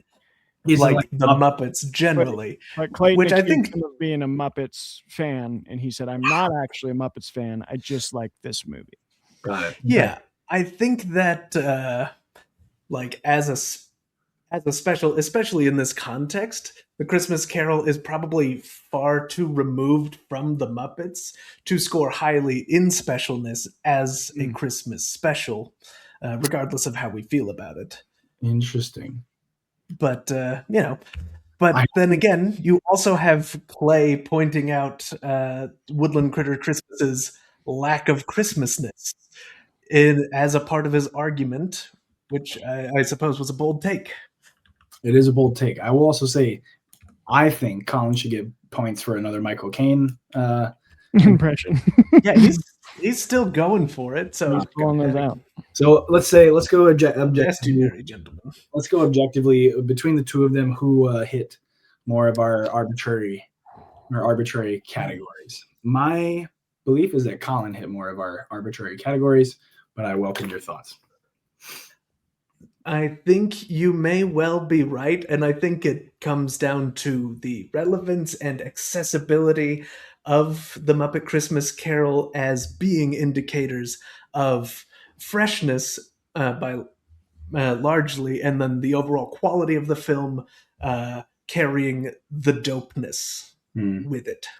Okay. Yeah, I will admit it's hard. Like if I were to be, selected as a jury member for this jury in a real court, I probably wouldn't have made it past the selection rounds because I have a strong bias here. But I do think I'd say if we're going to say points for Clayton, I think the Christmas Critter is more fresh. It's definitely more unique. Yep. But I do think Christmasness, dopeness, and specialness all are higher categories with the Christmas Carol Muppets episode or movie. Although I will put one more thing out there for us to consider. Remember, Clayton kind of argued, I think, really subtly there, 15 that Colin's movie selection might not even actually qualify as a member of this debate because it's a movie, not a special. Oh, well. With that, we are out of time. I'm going to need final answers from both of you. before we bring it back to our main crew? I defer to Jeremy because my bias is too high. I'm going Muppet Christmas Carol right here. Okay. All right. If I could have our defendants please come back in. I'm ready to deliver my verdict with my big stick, my gavel, whatever that's what it's called. Gentlemen, you both did a wonderful job. The jury has deliberated. We have deemed the Muppet Christmas Carol the winner of this particular debate. That being said, Clayton, you now get your 1 minute time for telling us why we are wrong. Hey. Please. All right. Please tell us what your thoughts are now. You know, I'm glad for my opponent. I think put together a really good debate, really strong team out there, and I admire his approach. I do challenge whether he can quote anyone who is not Michael Caine in the Muppets Christmas. Perhaps he's a Michael Caine fan and not a Muppets Christmas fan. Something that might be possible. Something about as you go out there and all celebrate him as you should, respectfully. So, yeah, that's what I have to say. You're sleeping. You're sleeping on Woodland Critter Christmas. Y'all are dead asleep, and that episode absolutely bangs. I truly do not believe there is any better Christmas special in all the realms. I truly do believe this, relative to any other Christmas special as it relates to the show. 1. Suck it. Contempt of court. Bailiff, get his ass. He told me to suck it. He's got him. Shit. The bailiff got him. Holy shit. Bailiff doesn't fuck around. Well, that leaves our favorite Muppet of this crew. You have your minute beginning now.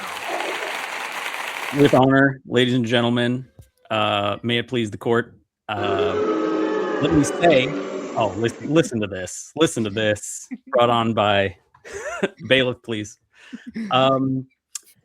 Listen, he paints you with indifference like a lady paints with rouge. But the worst of the worst, the most hated of the curse is the one that they call Scrooge.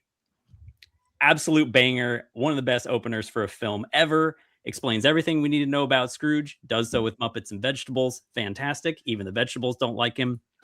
But importantly, I must also genuflect on the altar of Michael Caine. A gift for me? Thank you 50 times. A Merry Christmas. His closing lines from the film as he turns a leaf, as we have here, and understanding that Muppet Christmas Carol is the best of all Christmas specials. And that is it.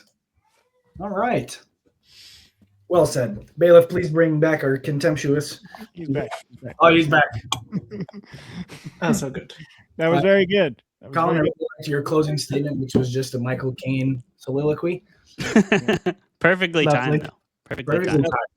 Zebediah, thank you so much for being our judge. And for our closing part of this show, I think everybody wants to know what we actually think, and maybe we can put these things in our neat little made-up categories that we did. I think our winner maybe should go first, or should we go fourth to first? I say we work back maybe down, because in the other instances we worked from the bottom up. Okay. Plus, so then the lower placing people get to be the last word. Okay. Yeah, I do. So let's get a word on the Muppets Christmas Carol from everybody, if you have a word on it, and then we'll end with Colin. So, Jeremy, have you seen the Muppets Christmas Carol? And if so, what do you think of it? Oh yeah, bro, that Christmas Carol bangs. Like as far as like adaptations of A Christmas Carol, probably the best one, right? I don't think that's a contentious opinion to have. Like, and of the things that we have talked about today, it does score the highest on the Movies with Mikey Christmas system, which does try to mathematically quantify how Christmas a movie is, scoring 75 points. So Christmasness is off the charts. I mean, like when we're talking about dopeness and freshness, I think it also just really carries it across the finish line. Specialness, it is very special in one sense, but like I think it like as a part of the universe of the Muppets, there's no way to really even connect those. But that doesn't take away from like how great the performances is. Michael Caine acting with Muppets like they're not Muppets. It's fantastic. If you're not watching it right now, well, I hope it's because you're watching this, but then go watch that. It's great. Yeah. That leads me, before we get to Judge Boos's opinion, to a question that I love asking at any party is, if of movie fans, of course, I would love to hear from all of you. If you could take any one movie and replace the whole cast except for one actor with Muppets, Great what question. movie are you picking, and which actor remains non-Muppet? I mean, I'll start. The Ghost in the Darkness, Michael Douglas. Michael Douglas is the only non-Muppet. The Lions are Muppets. I fucking love it. Absolutely. Everybody else is a Muppet. Michael Douglas has to be America with a bunch of Muppets, and it would be fantastic. That's great. Do you want me to answer since I jumped in there? Well, I would love to hear from everybody. I'm gonna jump into. I'd say John Wick, and it's John Wick. Okay. John Wick is so it's just Keanu Reeves for 4 movies straight, just shooting a million Muppets. That's a fantastic idea. Yeah, John Wick, the Muppet movie, but it's just him killing Muppets for 12 hours. Colin, we take Die Hard. Naturally. Sure. And Bruce Willis, we'll have him as a Muppet, but Alan Rickman stays. Hell yeah. Hans is the only non-Muppet. The only non-Muppet is Hans. Great. That's the right choice. That's a fantastic choice. Yeah. Bruce Willis can easily be a Muppet. Yeah. Yes. Now Jeremy? let's see. Yeah, this is a tough one. I want to see Avengers Endgame. Thanos is still Thanos. Literally everyone else is Muppets. Yes. I love it. Okay. Especially because he's like, what, 8 to 10 feet tall, and Muppets are the size Muppets are. Yeah. It's I think perfect. that would make the emotional death of Iron Man. Which I was thinking the same thing. Iron Man and Spider-Man. Spider-Man holding Iron Man, and they're both Muppets. Muppets. That would be so much better. It'd be so good.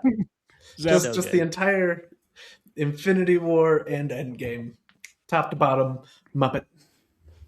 I would have to go. I was thinking Texas Chainsaw Massacre, but I'm going to switch it. I'm going to go The Notebook, and Ryan Gosling is the only legit. He has to make out with a Muppet for 3 hours. He'll do it. I've seen him. That would make that movie to me watchable. I'm not a fan of The Notebook, but The Muppet Notebook, I'd be on board. Like the Muppet Titanic. Yeah. Oh, Sure. The Muppet Titanic. Anyway. Ooh, All right. I would rewatch the Twilight Saga if it was Muppets. I don't care who's the human. Kristen Stewart has to be. Bella is the only non-Muppet. That would make the stare from the vampires a lot different. So good. If it was Cabin in the Woods, who should be the only non-Muppet? I think you'd have to have 2 non-Muppets, and it'd have to be both the executive guys. Because everyone else is a Muppet, and they're just like running this Muppet death show. I mean, but then you miss the Muppets opportunity of running having those guys being Statler and Waldorf. Oh, that's true. They would. Be Come on, Statler man. and Waldorf, Yeah. I think the Muppets should run the facility. They have to, right? And everyone that's not. Oh, that'd be good if it's. What like about just the head of chemistry? He's the only man. Oh, she. Yeah. She's No, the I kind only of want one. real people to still get sacrificed. And Maybe everyone- yeah, I really think cool. it'd be especially funny because the Harbinger monsters would need still to be a be Muppet. Muppets. Like the Yeah. Harbinger, Oh, yeah. the Harbinger would still be a Muppet, but like yes, the college kids college kids are not Muppets. And then Just they all want the to college kids. Then they want to Yeah. kick the Muppets' ass for saying some weird shit like, "Hey, like, All sorry, the excuse my friend." It is a different vibe. It is. Oh. Clay, you jumped in first on the Muppet question, so how about you tell us what do you think of the Muppet Christmas Carol? Oh, this movie slaps. I love A Christmas Carol. Just as a story in general. It's kind of like a horror story originally, which sort of comes from that tradition of telling scary stories during the Yuletide. And I'm a huge fan of that, obviously. Always do like Christmas horror. There's always Christmas horror anthologies and Christmas horror readings and things like that that I attend quite a bit out here in Seattle. So I'm a big fan of Christmas time, and then getting to like the darker side of it. For that reason, I truly do love Woodland Critter Christmas, and we'll get to that next. But in terms, I like the Muppet movies, and usually I like Treasure Island. I like the Muppet movie itself, and I like this one. I love Michael Caine in this movie. It's fucking awesome that he was just like, nope, I'm going so hard. Like, you guys are not ready for it. And we weren't. But the Muppet movies are always really well made. They're always really well written. And they get this level of like levity from being a Muppet movie. Like, so your suspense of disbelief is gone. Like, you don't care. It's basically like watching theater. But they bring that to the screen in a way that I don't think many other mediums that try to transfer to the screen do. Like, for example, I'm not a huge fan of like musicals generally, if they're live action. I don't really want a live action musical. I just can't buy it. The only one that's an exception, and this goes to Woodland Critter Christmas again, is Cannibal the Musical. And the main reason for that is because there is literally a scene in Cannibal the Musical where somebody walks by on the stairs and looks at the lady singing and is like, the fuck? It was so good. It's the only movie I've ever seen just fully acknowledge it and like have it be still a part of the world, which is so bananas.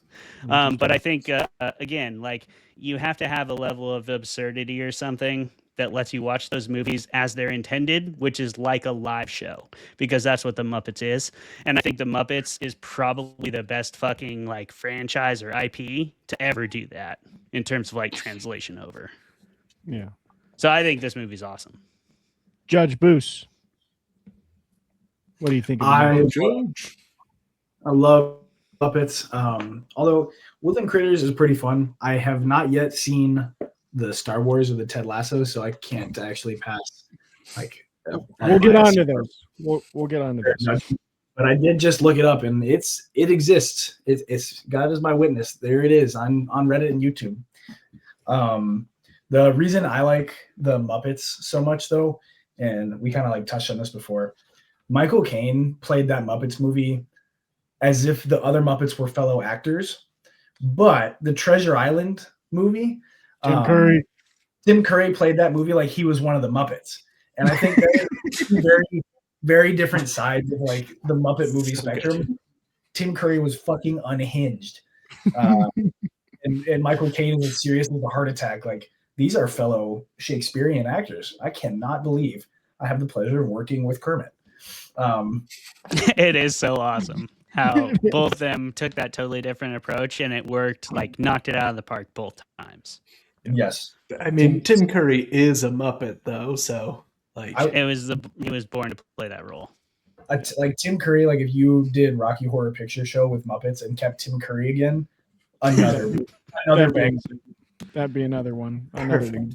I'm gonna just concur with everyone and keep mine short because it's been a while since I watched this movie. But yeah, I'm a big Muppet Christmas Carol fan, big Muppet Treasure Island fan. Yeah, we grew up on that one. Clayton hit the nail on the head that the levity is like baked in, and so sometimes I think movies like that provide enough levity that the dramatic moments when they come are actually like more surprising and hit harder. Yeah. Like, oh, why am I like That's a good crying point. at a Muppet movie? It's because your guard was down, and they were like, we're gonna reach right in there and just squeeze your heart a little bit. And I think the Christmas Carol does that. But Colin, it was your movie. Last opinion on Muppet Christmas Carol. Obviously, you didn't lie or anything, but what? Any final thoughts? It's weird that people don't know those songs. I quote it sometimes, and I always catch someone's eye. Someone gets it. Yeah, someone in the room. That's always nice. But yeah, and I feel like just Marley and Marley, man. That's how it should be. Like in my mind, it's still Marley. I have to remember that in the original story, there's just Marley. It's not just Marley and one, Marley. yeah. It's so weird. Right on. Well, mine is next, but I'll go last. So raise your hand, I guess, if you're on the panel and you've seen the Star Wars Holiday Special. I've seen only parts of it. I legitimately could not finish it. Yeah. Colin, can you maybe give us some of your opinions? I think you have some strong ones about why Clayton's right in not finishing this atrocity. It is such a fever dream and of a show. It's just like I looked into it before this and found out that like Steven Spielberg was like he sort of pitched it and then was way too busy working on the second film in the Star Wars franchise and just handed it off wholesale to like NBC or whatever, and some director of NBC holiday specials or ABC or whatever it was like took complete control of it.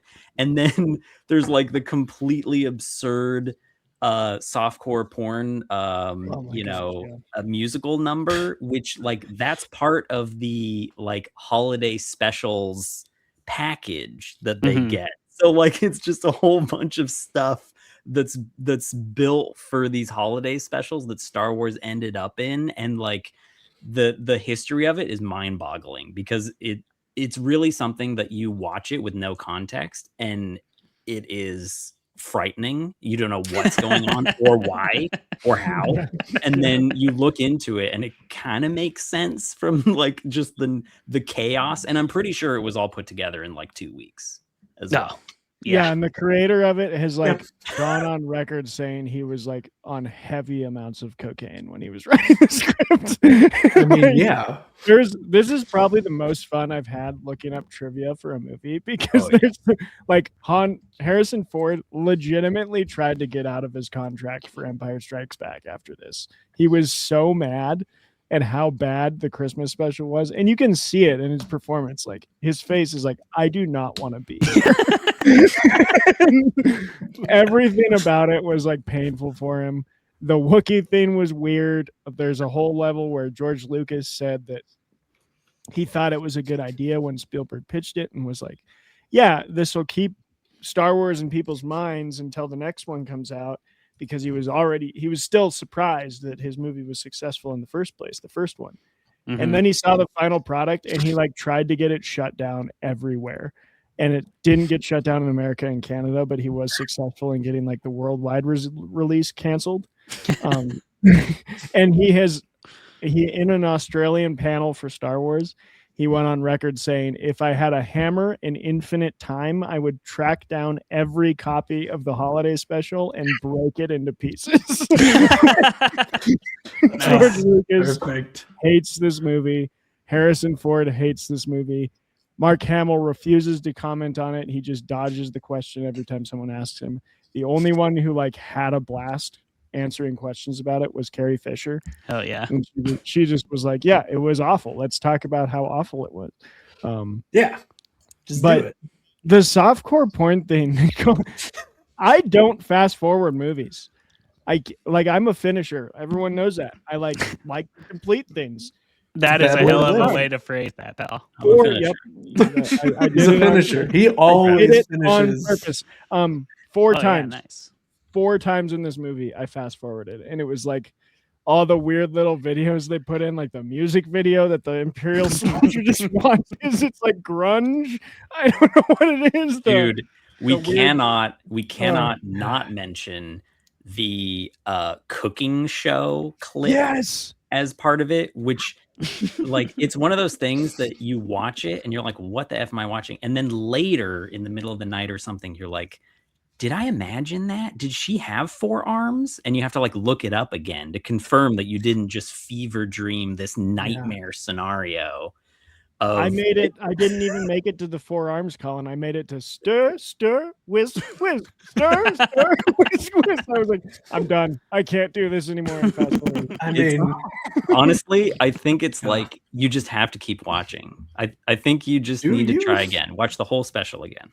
This is where, again, I do stick with what I said in my debate of I do not condone the use of drugs. I'm a pretty straight-laced guy, other than alcohol, which is also bad, but we all have our problems.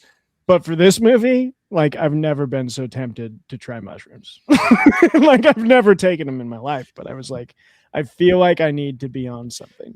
I mean, yeah, that can't hurt more than like the 20 uninterrupted minutes of just Wookiees yelling at each other with no subtitles. Yeah. It's a strange movie. Little baby Wookiee. Also, it did predict the future. I mean, that Wookiee is an iPad kid. Every time he's like misbehaving, they're just like put him in front of a screen and make him shut up. Oh, and my last thing, and then we'll move on because I don't want to take too much time.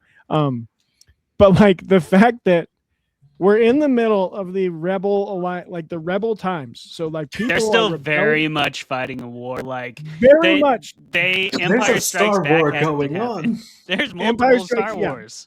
Empire Strikes Back hasn't happened in the middle of a rebel war.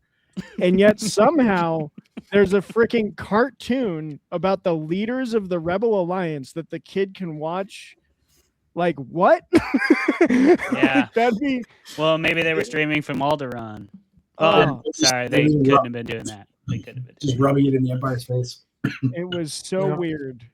But that I bet Java ran like some sort of interstellar like version of those Russian sites that let you get music for free in like the early 2000s. Yeah. Maybe it's that kind of stuff. It is the debut of Boba Fett though, so I guess we can Cool. Thanks a lot. Thanks a lot. Christmas special. Anyway, let's move on to a movie that's actually or a Christmas special that's not complete crap. And I skipped someone. I'm so you sorry. skipped me. You skipped Woodland Critter so Christmas. sorry. But I figured you wanted to save the best for last, and you guys felt bad about not voting for me. No, we're gonna go back to you with Christmas. I never feel bad about that. Yeah. Okay, well, Christmas Critters. Clay, we'll end with you. Has anyone seen the Christmas Critters special on the South? Zeb, I feel like it's been a while since you had the spotlight. What did you think of the South Park Christmas Critters special? Well, we also didn't get to hear what Zeb truly thought about the Ewok Christmas special, which I want to hear first. So both. I haven't seen the Star Wars. You said that. Sorry. Yeah, I've only seen a bootleg version that we can't talk about. The hardcore porn version. Yes, that's correct. Oh, yeah, all right. That does exist. It does exist. It's quite. It's actually better acting. Don't go watch it. I'm sure it is, and there's have to probably even less exposition if that's believable. They sponsored our episode. Yeah, they did. No. so did DraftKings. There's also much hairier creatures in the other version. Heyo. It was the 70s. Yeah. All right. What'd you think, bud? Christmas Critters. When I first saw it, I thought, did my TV break? Like, what is this? What is this horror show that's coming up? I was trying to watch a South Park Christmas special. This is heinous. And as I was getting through it, I was like, it's still going. Like, this isn't an ad. This is a real godforsaken piece of media. And I kept with it, and I ended up having to rewatch it because I was just totally bewildered that this made it on actual television.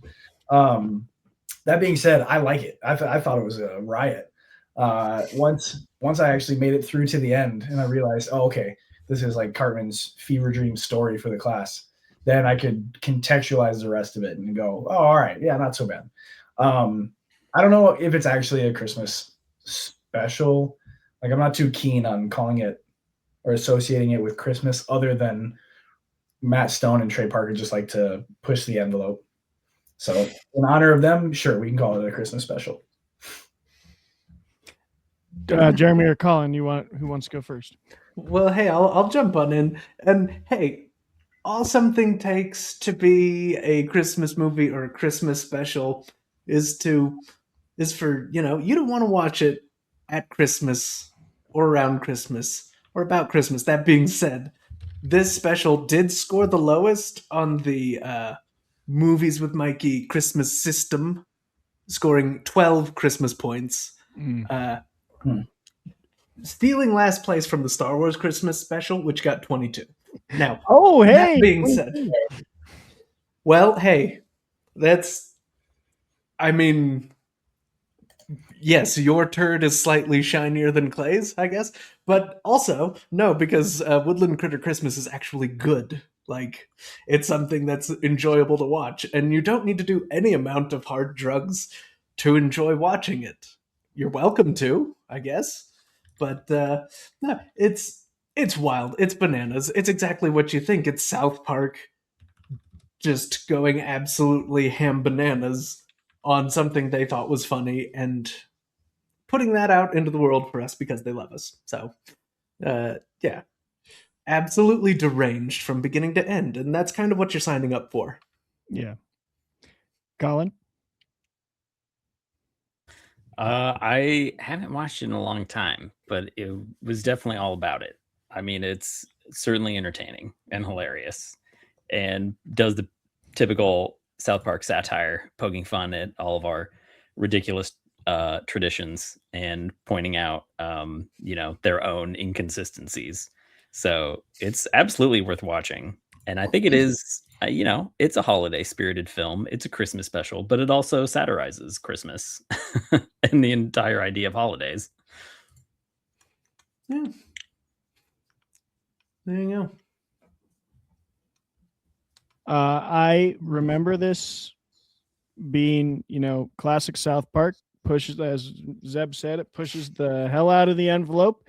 As Trey Parker and Matt Stone have said in about 0.3 seconds on an interview when they were asked, is there anything you wouldn't do? They said no without even hesitating. And I think this is an example of that. I do think it all being kind of Cartman's story takes a little bit of the edge off for me, which was good, because I don't know if I can rewatch this with how I think now. But I do think it's great satire. They're genius writers. Anyone who denies that is just wrong, in my opinion. Sometimes sensibilities get in the way of appreciation of good art, though, and maybe mine are there. I think, though, that this is, at the time I watched it, very funny, very cleverly written, and incredibly offensive. So, Clay. Precisely. Yes, it is, without a doubt, all of those things. Yeah, I mean, I brought it for a reason. I genuinely do love it. I do kind of have something. I think all of my favorite movies are satires, and South Park has very much been a part of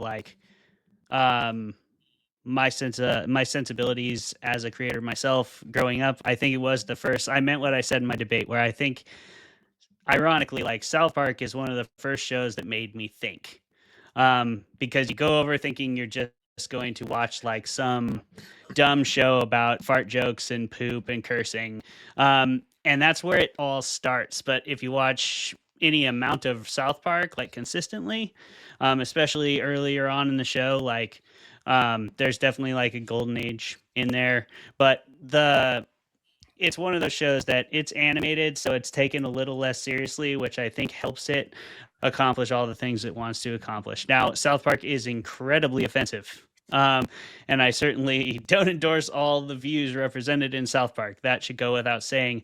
It should also go without saying that neither do they. That's usually why they're talking about it, and they usually talk about something only if they're able to poke holes in the logic beneath it to show you like, hey, this is stupid too. And I think this one does that from several different angles.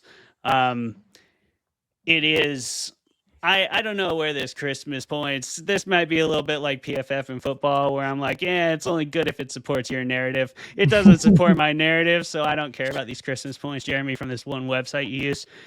I think this show is Christmas through and through. I mean, it's literally the manger story, but with animals and the Antichrist instead of Jesus.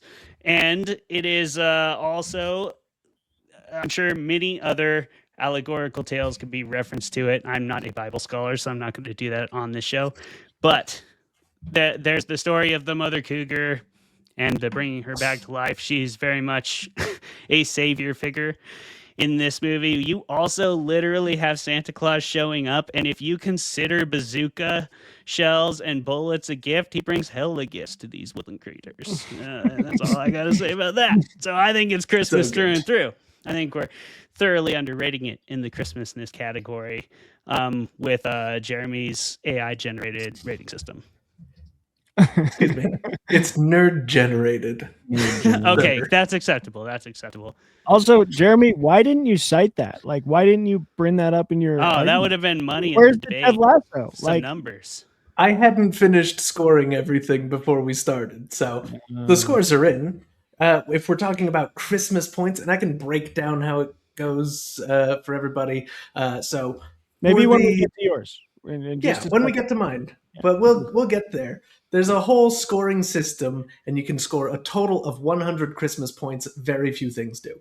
And Christmas Carol was in the 80s? 75. 75. 75. That's 75. It sidesteps the belief in Jesus or Santa because Dickens purposefully does not include those in his narrative. So it loses some points there. That will do it. Yeah. I forgot one of the quotes from the South Park special episode was, and the baby cougar cubs gathered around the chair and watched abortion after abortion. Yes. Well, that's how you get the Antichrist out before it's born. Like, they have to learn to do abortions, and they do. And this is the whole thing about shows like South Park. Like, that on the surface level sounds like it's relying on the crassness of the premise to garner views, to garner laughs, to garner cheap, like, amusement. It is not, though. I mean, it's actually a commentary on how people would maybe shirk away moral reprehension if it was necessary to stop all death on Earth. And I really do think that's not me like reading things that aren't there. It's just something you can interpret from that if you watch it with that in mind. I do think we have a good spread here. Now that I'm thinking, like, Clayton brought like one end of the like most offensive Christmas special that's also funny and kind of a parody and a satire.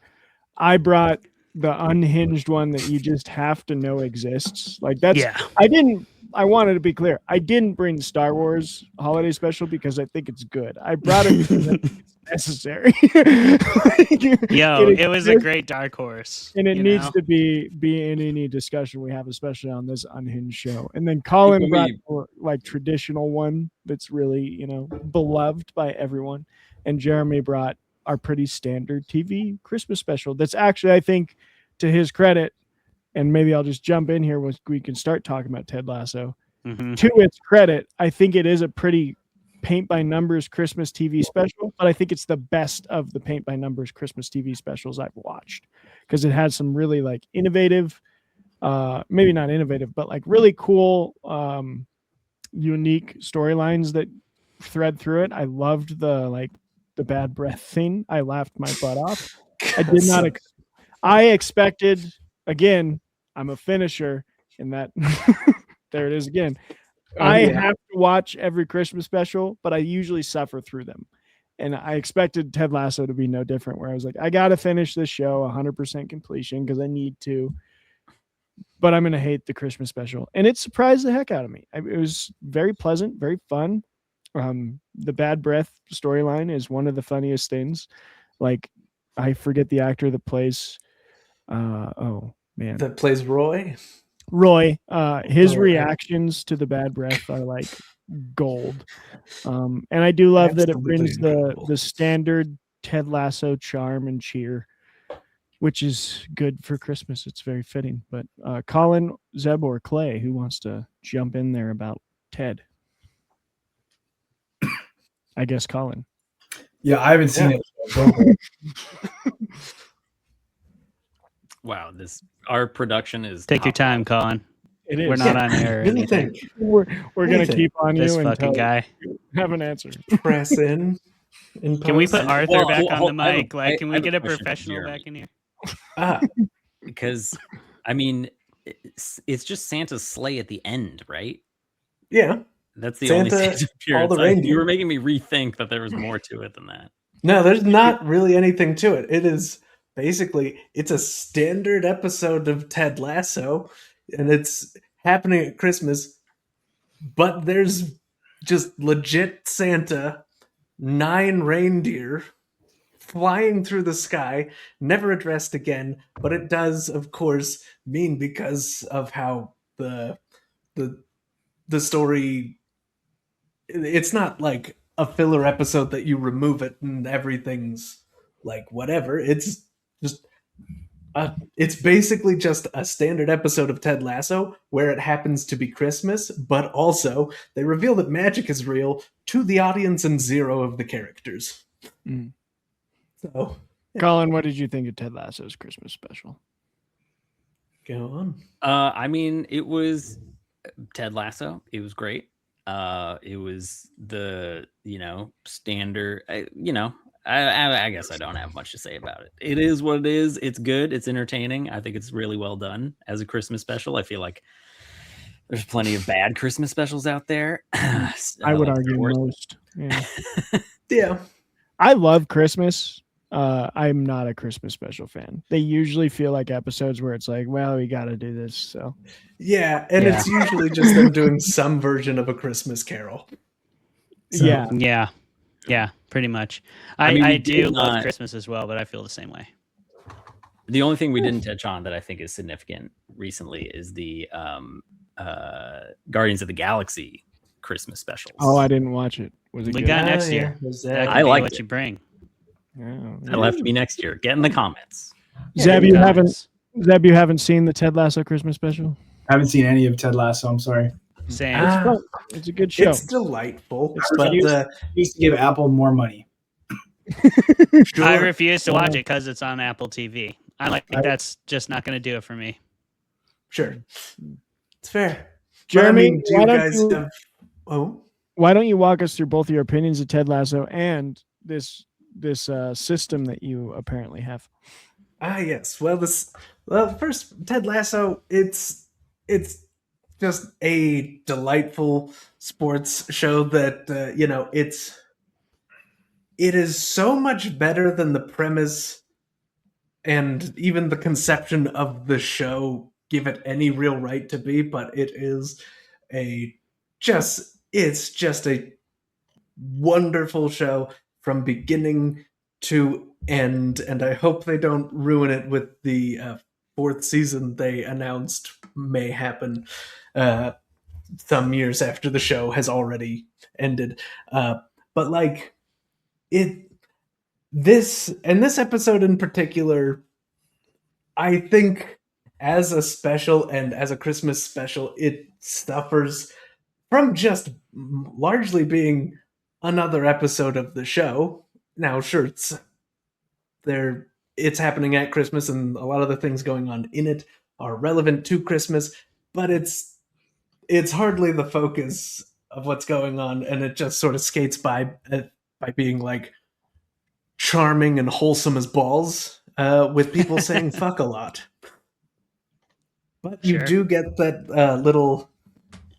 that wonderful moment where Roy tells the story to his niece so that she's not embarrassed by her bad breath. That what's embarrassing is how he knows he's not good with dairy, and he ate so much ice cream at a birthday party that he shat himself on the bus and then, Keeley tells him to finish the story, and then he says 3 weeks ago, and it's perfect. It's perfect. All right. Now, but that's just, again, probably the weakest entry in this special because of just how standard it is alongside the rest of the show. Oh, Yeah. You win or lose points based on that. I was really just banking on the whole it says that magic is real here type thing. Yeah. But, Real you low know, freshness. hey, it's plenty fresh, sir. Specialness is like, whatever, man. It's debatable. But you know, if we want to get into it, I can tell you guys the criteria of the Christmas system, whereby I have, of course, judged these things to have varying numbers of Christmas points. Ted Lasso, by the way, 69 Christmas points. Not bad. Nice. Perfect. Very. We have a theme running through this whole thing. So we have 12, 22, 69, and 75. Okay. Look, Muppet Christmas Carol really cleaned up. But there's...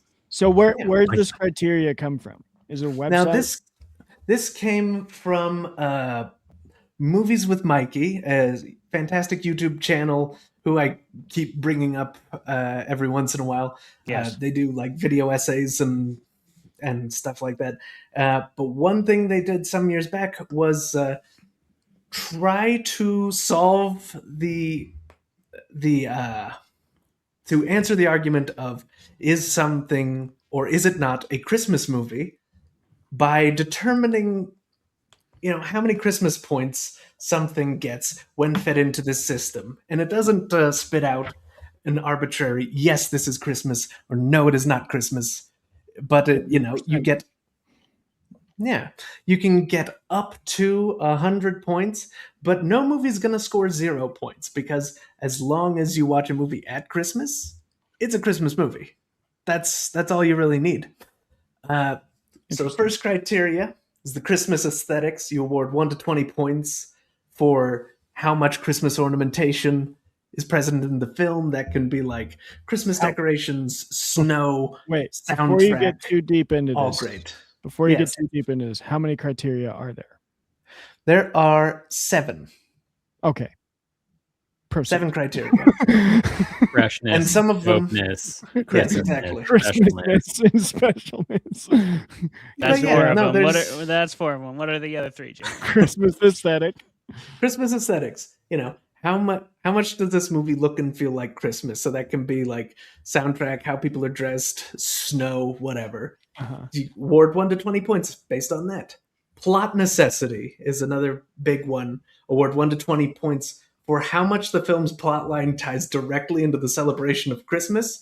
Woodland Critter Christmas and the Star Wars Christmas special both suffered in this category. So, as you can what imagine. about like Polar Express and the Santa Claus?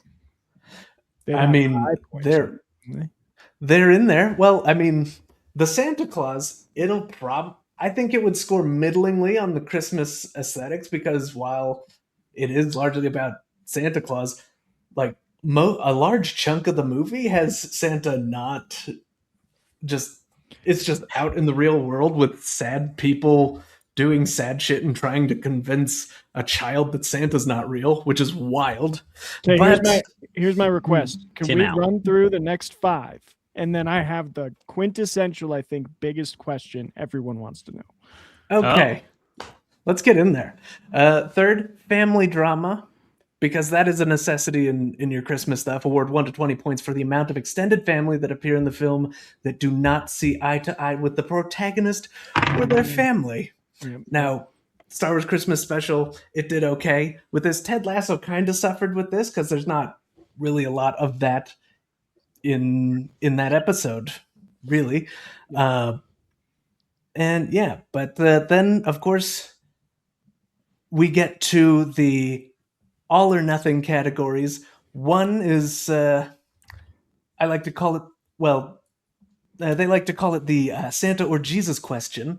Award 10 points if at least one character gains or regains their belief in Christmas figures. usually Santa or Jesus. Yep. Typically. Oh, Yep. Then you will award 10 points if the climax of the film is directly on Christmas Eve or Christmas Day. Okay.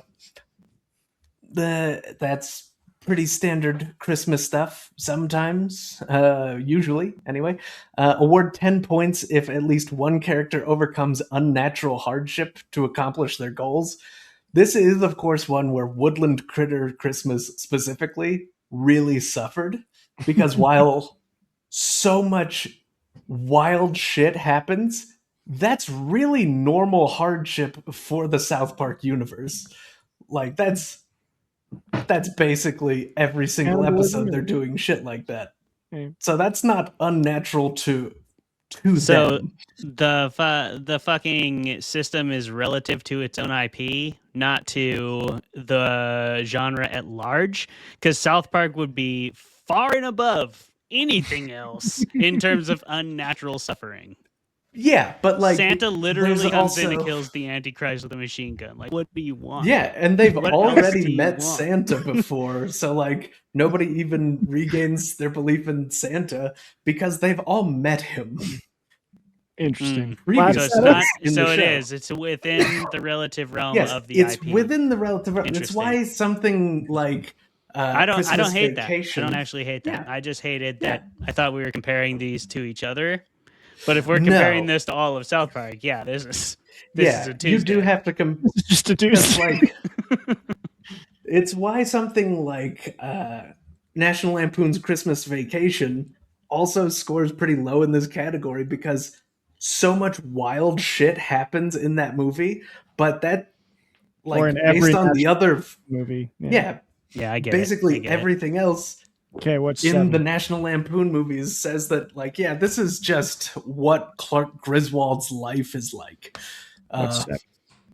The seventh and final one, award 10 points if at least one character learns the true meaning of Christmas, which can vary. Usually it means somebody learns to stop being such an asshole all the time. Yeah. Right. But, Okay, classic so stuff. here's the question that I think a lot of people, I said everyone, that was bold. You But did. I think a lot of people. Die Hard. What's Die Hard rank? Well, I mean, we can rank it right now. So, Christmas aesthetics. What do you guys think? I know it takes place at Ho ho Christmas. ho! I have a machine gun now. Exactly. And the Santa hat. So on And a a scale tree. 1 to 20, 20 being end to end, all Christmas, all the time, visually and You know what? like musically. Actually, I think we're gonna do one of these next year. I'm gonna save it. Die Hard's gonna be mine coming in next year. Yeah, let's All right. yeah. We'll save it, man. I agree. We'll Clay, save it. if you don't mind, I know we're all ready to get out of here at 2:06 hours, but could maybe we wrap up with what is everybody's like? So, I have a go-to Christmas season movie I have to watch every Mhm. Christmas season. What is everybody's on the panel? I'd love to know. I can go first. Mine is The Holdovers, which is pretty recent, so it's become my new Christmas must-watch with Paul Giamatti. Great movie, hilarious. Also sad, definitely a tearjerker, especially if you're a teacher. Mhm. Highly suggest it. But what else we got? I would say Go ahead, Zeb. The Year Without a Santa Claus. That one is peak. That Soviet era claymation, dude, unbeatable. Heat Miser versus Snow Miser is a banger. Oh yeah. Without Santa Claus, love it. I love it. I love it.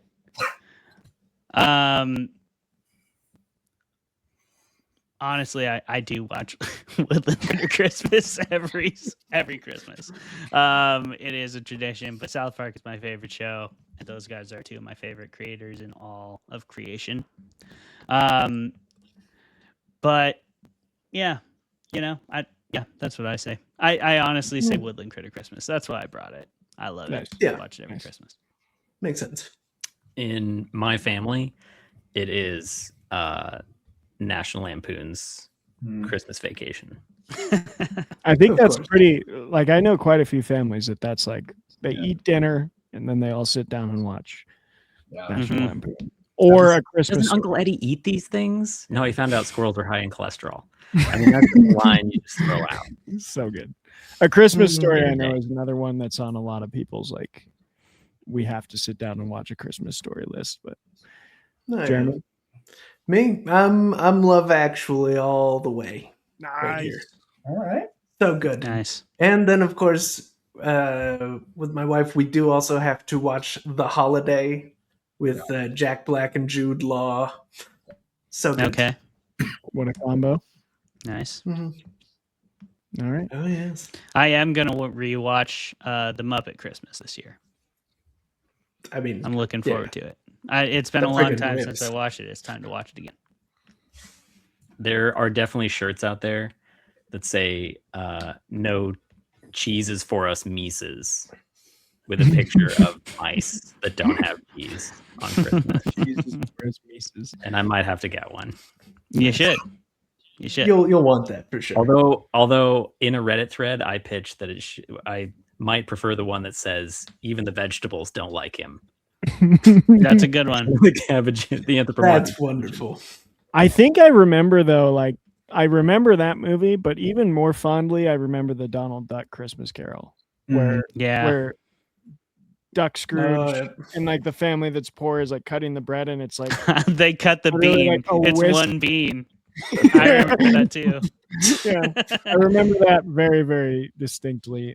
So maybe we'll bring that one for next year too. But everyone, this has been the Fermented Fiction Christmas special. Is there any last comments we have? Zeb, thank you for coming on and being Judge Boos for us. My pleasure. Great bracket. I think things ended how they ended. I would say. I think that too. How they sure did, bud. Yep. There might be a little bitterness, but Colin's sitting up there in first place, and we're real proud of him for it. We can't say it was fair, but it was just. It was just, maybe not fair. But yeah, it was dope, but it was hardly fresh. It was Christmassy though. It had a high rating of Christmasness, rather special. For all of our ripping on how Christmas specials are shows that try to do the exact same show but in a Christmas way, we totally did that today. And that's what our Christmas special is. Like I said, thanks for being here. You know what a gift what a gift would be though, Clay? What's that? Is for this Christmas season, if you, all the listeners and fans and watchers on YouTube, went to our Patreon and subscribed. Because become a patron. Give us a little gift. We have some really low tiers there. We have a $5 tier that gets you some really cool stuff, included an invite to our Discord, where I'm going to be running a book club. Zeb's on there. He can chat with people while we have live episodes. We can have some kind of live chat on Discord as well as YouTube Live. And then the highest tier has cool stuff like an invitation to a writer's retreat and a chance to be on an episode with your favorite author. So, I think there's something for everybody, just like any Christmas should have. That's right. Yeah. God bless us, everyone. God bless us, everyone. God bless me, everyone.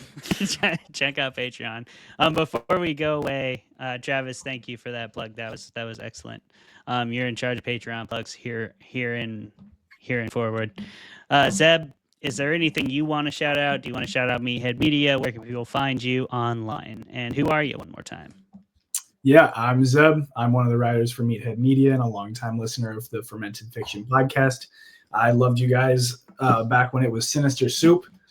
Go back. Shout out.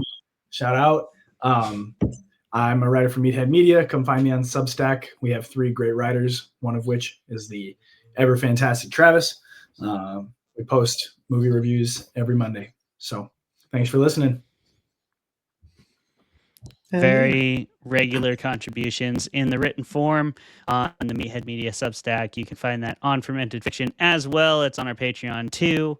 And it's free on Patreon. So feel free to go check that out. Thank you for tuning in. Thank you to all of our completely not legitimate sponsors. And if any of you want to be real sponsors, now you know what it looks like. Yeah. So we're very transparent here at Fermented Fiction. This is what you get. You want Jack and Coke Nog, hit us up. Let's go. Jack and Coke Nog. What are you waiting for? Come on. And what are the rest of you waiting for? It's Christmas. Go be with whoever you want to be with on the holidays. Celebrate and have a good time. Eat some good food. We love you all. Thanks for being here. Goodbye. Go Birds. No. Birds. Go